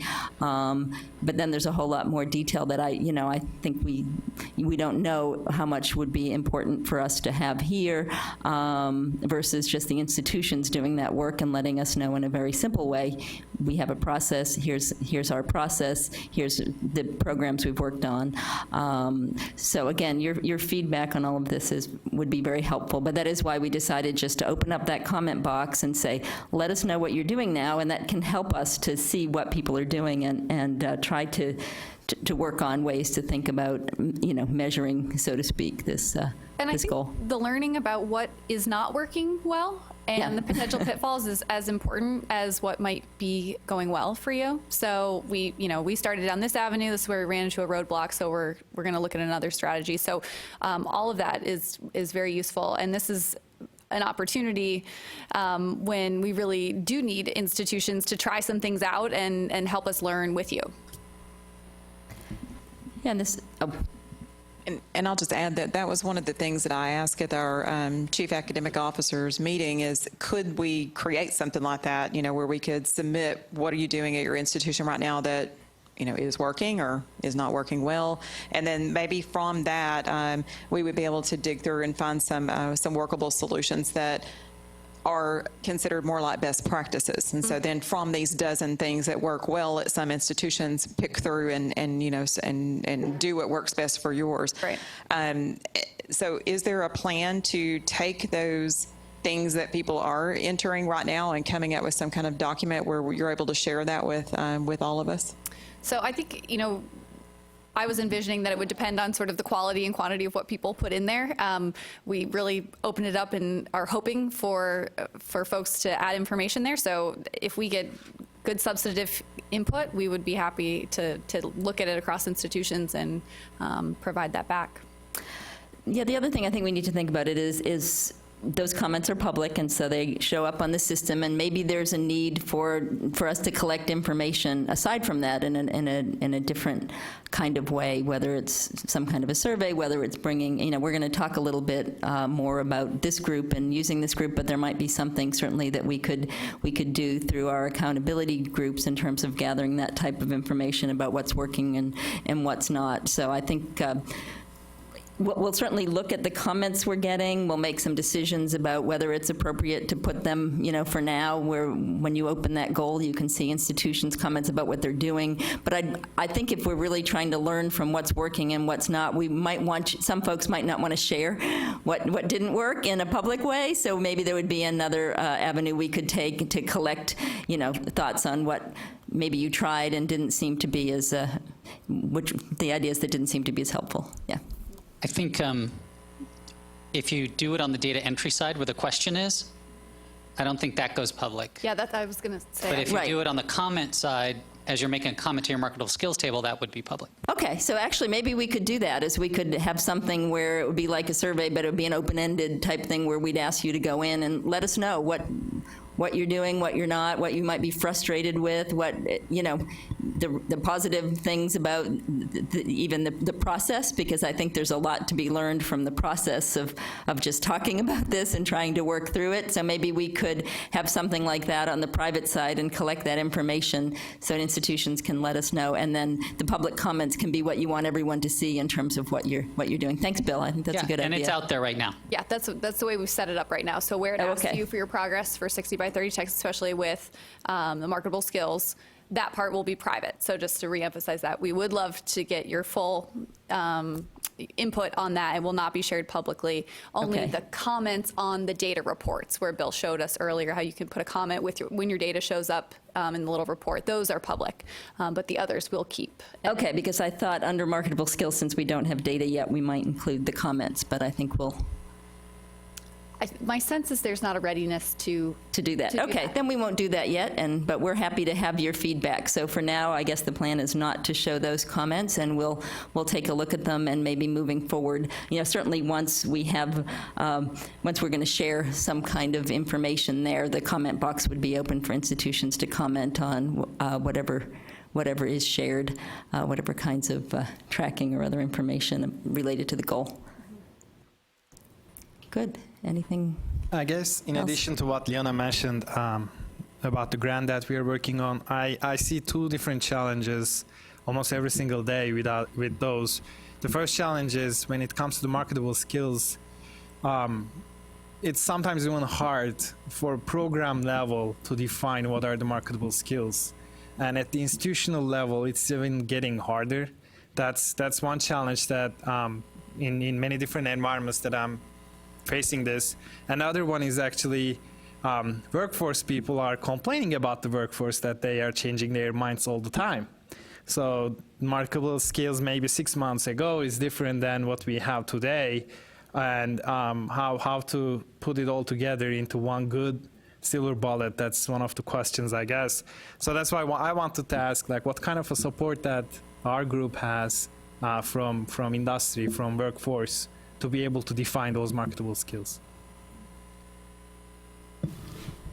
Yeah, I'm not sure how to answer that question. One thing I will say is that certainly when we were talking about this goal and when the Strategic Planning Committee was talking about it, they weren't envisioning it as just the workforce will tell us what the skills are that they want, and then we will write those down and say those are the skills that we're going to provide. There's an understanding that when someone is earning a degree, they're going to take those skills with them, and they're going to have probably many different jobs in their lives, and the jobs will build on each other, and there's skills that they may be developing that might not directly relate to what an industry would ask for, but that will be helpful to them either in the first job they get or a job down the line. So I think it's important. We thought it was important for it to be a collaborative process where certainly you would want feedback from industry, but you would also want to be thinking about the student and overall, the type of skills their education needs to prepare them for, because of course we know there are many jobs that are coming that don't exist now. And things like the ability to learn, flexibility, there's a lot of those sort of softer skills, if you want to use that term, that are really important. And so I think making sure the conversation was around both those direct applied type skills, but also the skills that are going to be very important for students to have that might not show up or might not show up on the way you'd expect on a list coming from an employer with a very specific job. So it is a challenge, and it needs to be collaborative, I think, with the workforce, but it goes beyond that, I think. David. Just add one thing that I don't think is obvious here. This came up when I was talking to some government faculty a few months ago, is that part of it isn't applied directly to your discipline, but how do you teach, for example? Someone mentioned soft skills. So we know that an issue is how well do you work with other people? In any of your classes, do you have group exercises? I always hated group exercises, but I always use group exercises in my classes because it's important skills. So you have to measure that, but I think there's some things in terms of how do you do this. We know a lot of industry wants Excel skills. When I was talking to the government faculty, they realized there were classes where it made a lot of sense to use Excel, and they didn't. It's not that they were teaching Excel, but they were learning to use it. And so there are things like that that you're probably already doing. So I just encourage you to think about some of those things. Maybe it doesn't make sense, but a lot of it's how you probably already teach. And remember, part of what we're trying to do is to help employers make better decisions in terms of hiring your students, to help more people understand there's a value in all the majors and how they can be employed. We all know that there are numbers of companies that hire music majors, philosophy majors, and language majors and teach them how to code because they have the great ability to learn how to do that quickly, but they bring in a different perspective. So part of that is how do we take some of these things that we know, and we're not trying to be overly prescriptive, but how do we sort of help industry? How do we help our students know how to navigate? How do we identify some things they're already doing, which isn't necessarily key to that accounting major per se, but in the way they're learning, accountants still have to communicate with their clients. And how are you building that into your classes aside from learning the hard skills of accounting? I don't know, but I'm sure you are. So that's the hard thing about this. And I want to also say that our intent isn't necessarily that that psychology major is identical from every school. You know, there are things that they may have in common, but there are things that one school may bring to the table that another one may not. That's important. If you're old enough, maybe nobody here, except maybe a couple of us, 3 of us. But at one time in sociology, you could say, okay, the Chicago School, the Columbia School, they all created PhDs in sociology, but there was something different they brought to the table from the other school in terms of the way they approached the field. That's still important. So I just want you to know we're not talking about developing cookie cutters here. And you know, some schools, even by location, will be able to do certain things that other schools can't, because if you're in fine arts, if you're in Houston, you have access to museums you don't have access to in Del Rio. I don't think. So those are things that come to the table. Some have great access to local government. Some have great access to state government. Some towns have a lot of access to the tech industry. And every industry needs people besides the obvious. Tech industry hires tech writers. They hire human resource folks. They hire marketers to a lesser extent. So I just want to assure you that part of our resistance is we're not trying to make every one of your programs identical. And we can if you want to, but I don't know that you'd want that, and I'm not sure if it's healthy for the state. So I know this isn't helping a lot, but I'm just trying to tell you there's more flexibility here than you'd want. And our intent isn't to go out and slap people around. That's no fun. We want you to have the resources you need. That's a problem right now, we know that. But we want to honor what you're doing, and we want other people to honor what you're doing as well. So thanks for your indulgence. Thanks, David. No, thank you. So I do want to move us towards the last question, which is how can we best use your time in the future, you or your colleagues? So this group has had some major undertakings over the last couple of years as we've redefined the measures and rolled out this new system. So we're thinking ahead to next year and want to ask for your input about how can we best use your time, or how could this group best contribute to the ongoing work around 60 by 30 techs. And if folks have a burning idea, I have one proposal to throw out to you, and maybe in the interest of time, I'll share something that's come up through the other groups, is that although we spent a lot of time walking you through the system today, we didn't actually look at much data. So might we in the future pick a couple of the goals and targets, identify institutions that have maybe made a lot of progress over the course of a year, and to have them share some of what they're doing or what might have contributed to some of that progress. Would that be something that you're interested in doing, to actually dig into what we're learning from the data?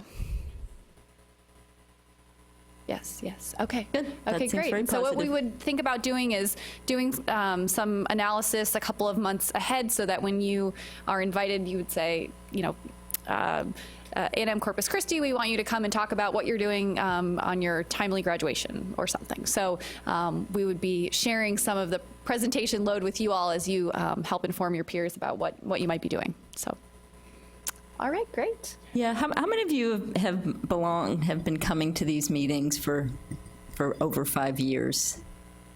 Vicki, yeah, we definitely have some of you. And we know that, I think I started coming to the meetings in 2008. I know Susan Brown started going to the meetings in 2005, right after the system was developed. The group has had different sort of goals in terms of what the meetings were all about, and I think there was a phase there where the groups actually tried to tackle a topic. They tackled value added, they tackled success. People broke up into their peer groups, so the emerging research groups maybe worked together, and the comprehensive and the masters. Then we kind of evolved into sharing more information about kind of what was happening at the coordinating board related to a range of different things, and the meetings became a little more informational. And then, of course, we moved into our new accountability system, the new plan, I should say, the redesigned system, when we got the new plan and really talking about the measure revisions. And I think it's just been invaluable having this group's feedback on those. But we want to make sure that we're using your time well. And now that we've sort of we're nearing the end of this process in terms of the revisions, and we'll certainly have one last mail out to institutions for any final comments, and we'll bring it to our board this summer. We want to think ahead now in terms of what is the best use of your time. Do you find having breakouts at meetings is helpful rather than just sitting all day in terms of presentations? Do you want that time with your peer groups? I think Jenna's idea is an excellent one that I know that feedback has come from other of the accountability groups. But is there anything else in terms of how we can use your time? Some of it, of course, the more time you're willing to put in, I think the more we can get out of it too. So if you feel like you wanted to think about doing some work behind the scenes as peer groups, et cetera, we're certainly open to any suggestions. And we want to have a range of folks from institutions attend too. I know we tend to lean towards institutional research folks, but I think it's important that we have folks who are involved in different areas of the institution. And one thing we could certainly do if we're highlighting certain data is ask folks to come who are involved in the strategies that might be helping institutions to get to where they are, to have institutional leadership be here to be part of those conversations, because it's one thing to talk about it with IR staff, it's another thing to have leaders who are able to really make a change, make a difference. So I don't know if there's any thoughts on any of that. Susan, yeah, I think it'd be a good idea.